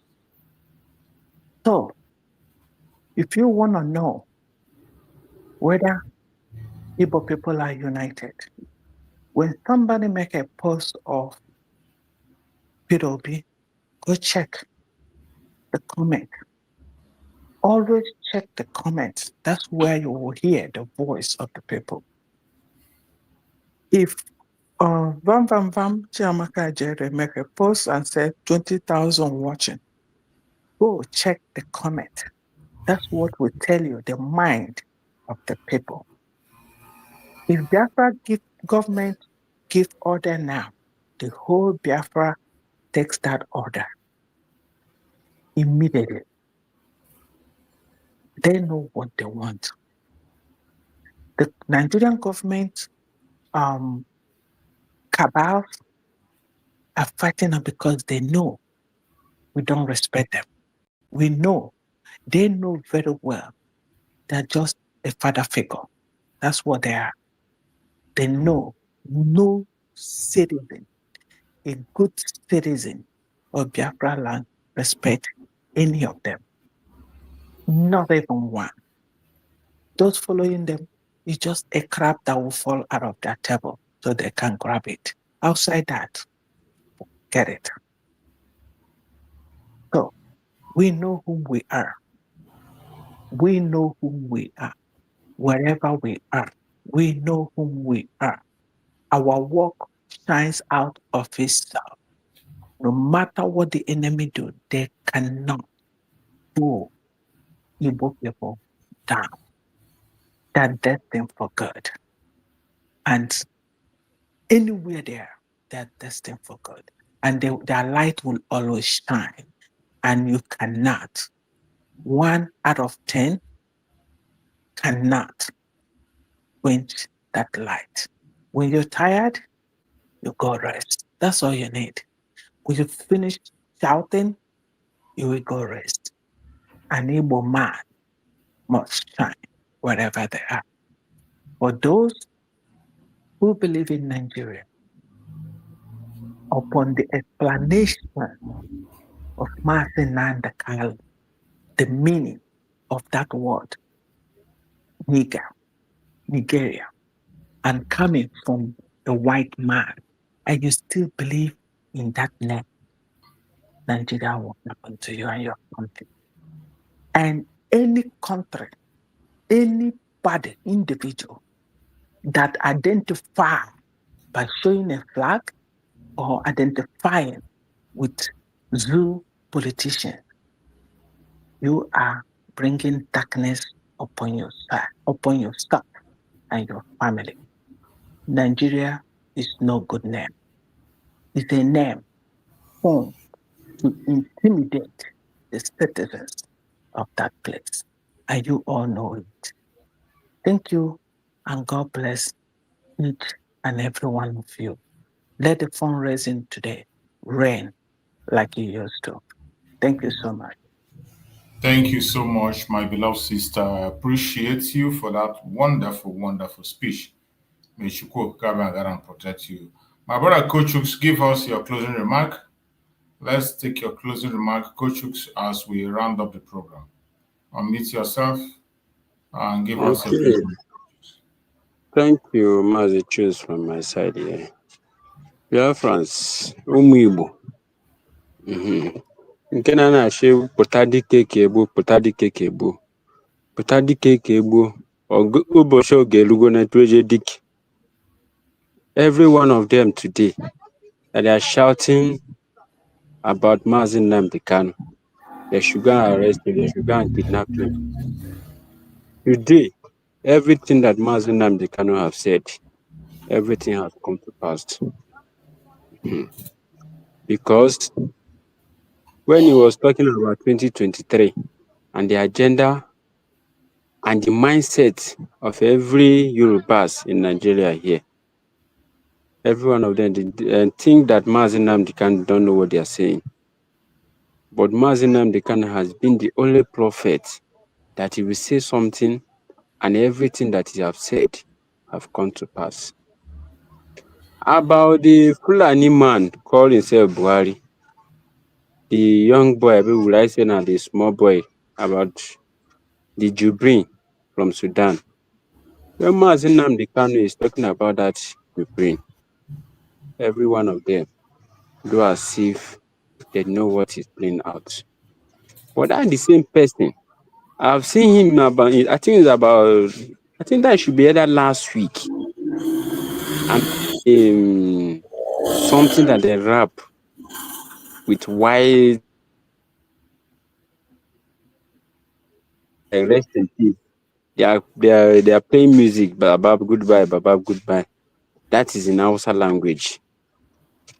Because when Mazi Nnamdi Kanu was telling them that this man that you people have seen, that you people are talking about, have died since 2015, but that agenda, that evil agenda of completing that 8 years, they want to complete. That's why they do as they didn't even know what Mazi Nnamdi Kanu is talking about. But the time is now. That movie, that season film, they have decided to play to Nigerians.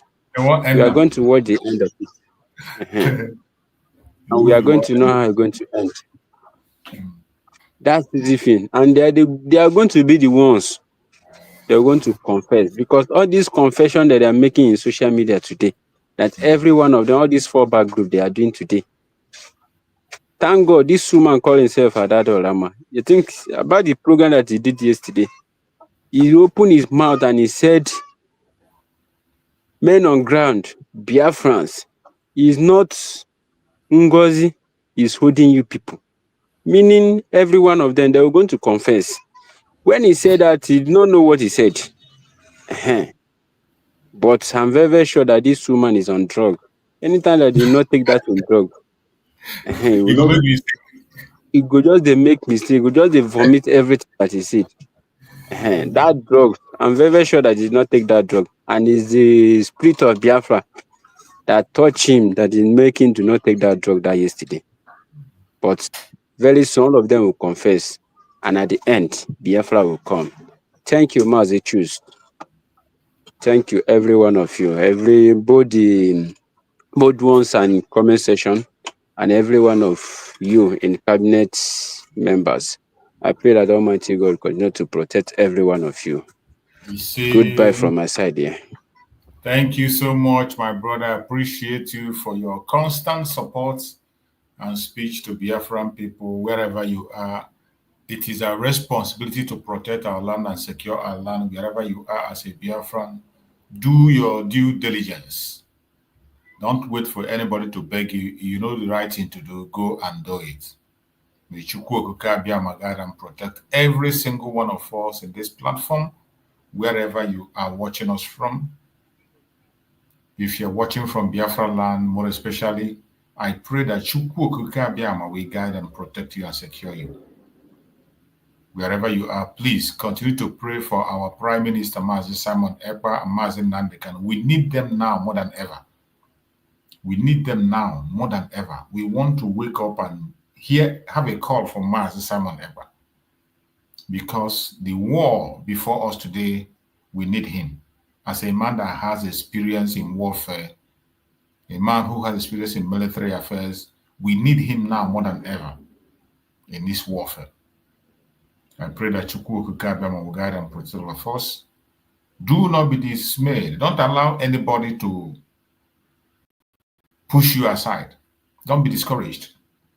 This battle will be won. Forget about the propaganda and blackmail. Focus on that which matters. Our collective interest, freedom. And we must get that freedom. May Chukwu Okuka Abiyama guide and protect all of us. May Chukwu Okuka guide and protect our leaders. May Chukwu Okuka Abiyama secure our Prime Minister, Mazi Simon Ekpa. Give him long life in the land of the living. Strengthen him, secure him.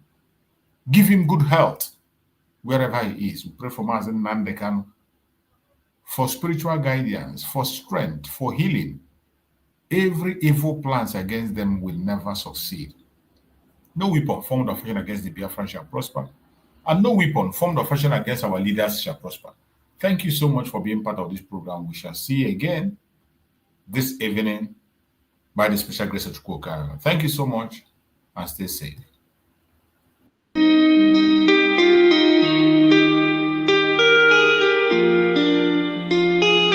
Yeah, my dear, on the beat.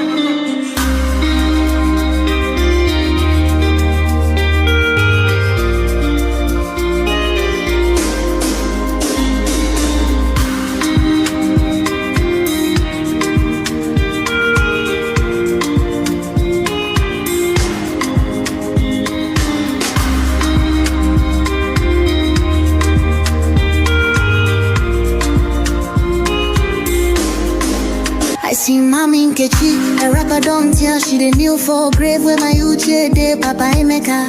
Don't blind from growing, Pekin don't fall, now watch up I'm raw. Me self they shake my hand no feel. Yesterday we laughed, today now dust we more. If we don't stop this night where we they share, tell me who go sing for the ones we know they.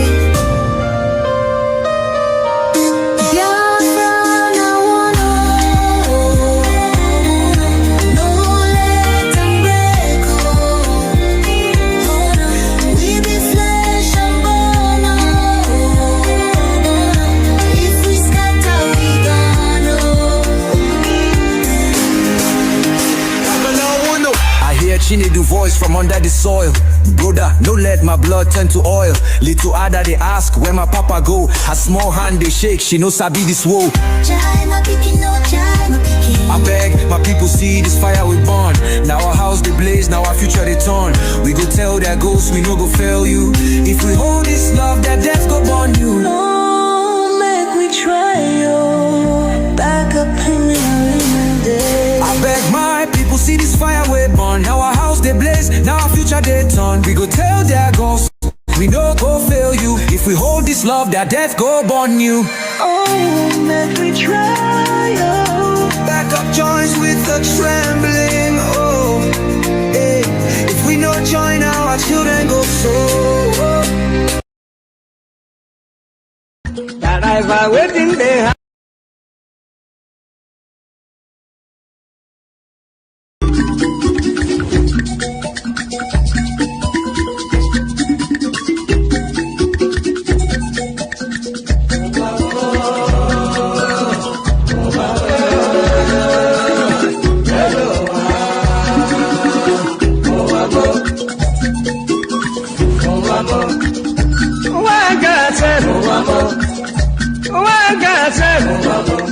This is my wicked word. This is my Confucian word. Listen to Palibran. I will tell you a story about one lady girl.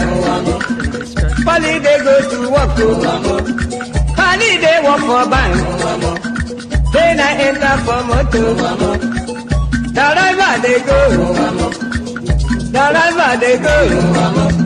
Opposite Udi. But the lucky hand the side. Along Gusukudu Road. I see people run. I see people run. Then I ask the driver. The driver waiting they happen. The driver waiting they happen. The driver tell the party boy. See no day for talk. See no day for talk. If we better you take your eye and see. Then I call the driver. The driver waiting. The driver waiting.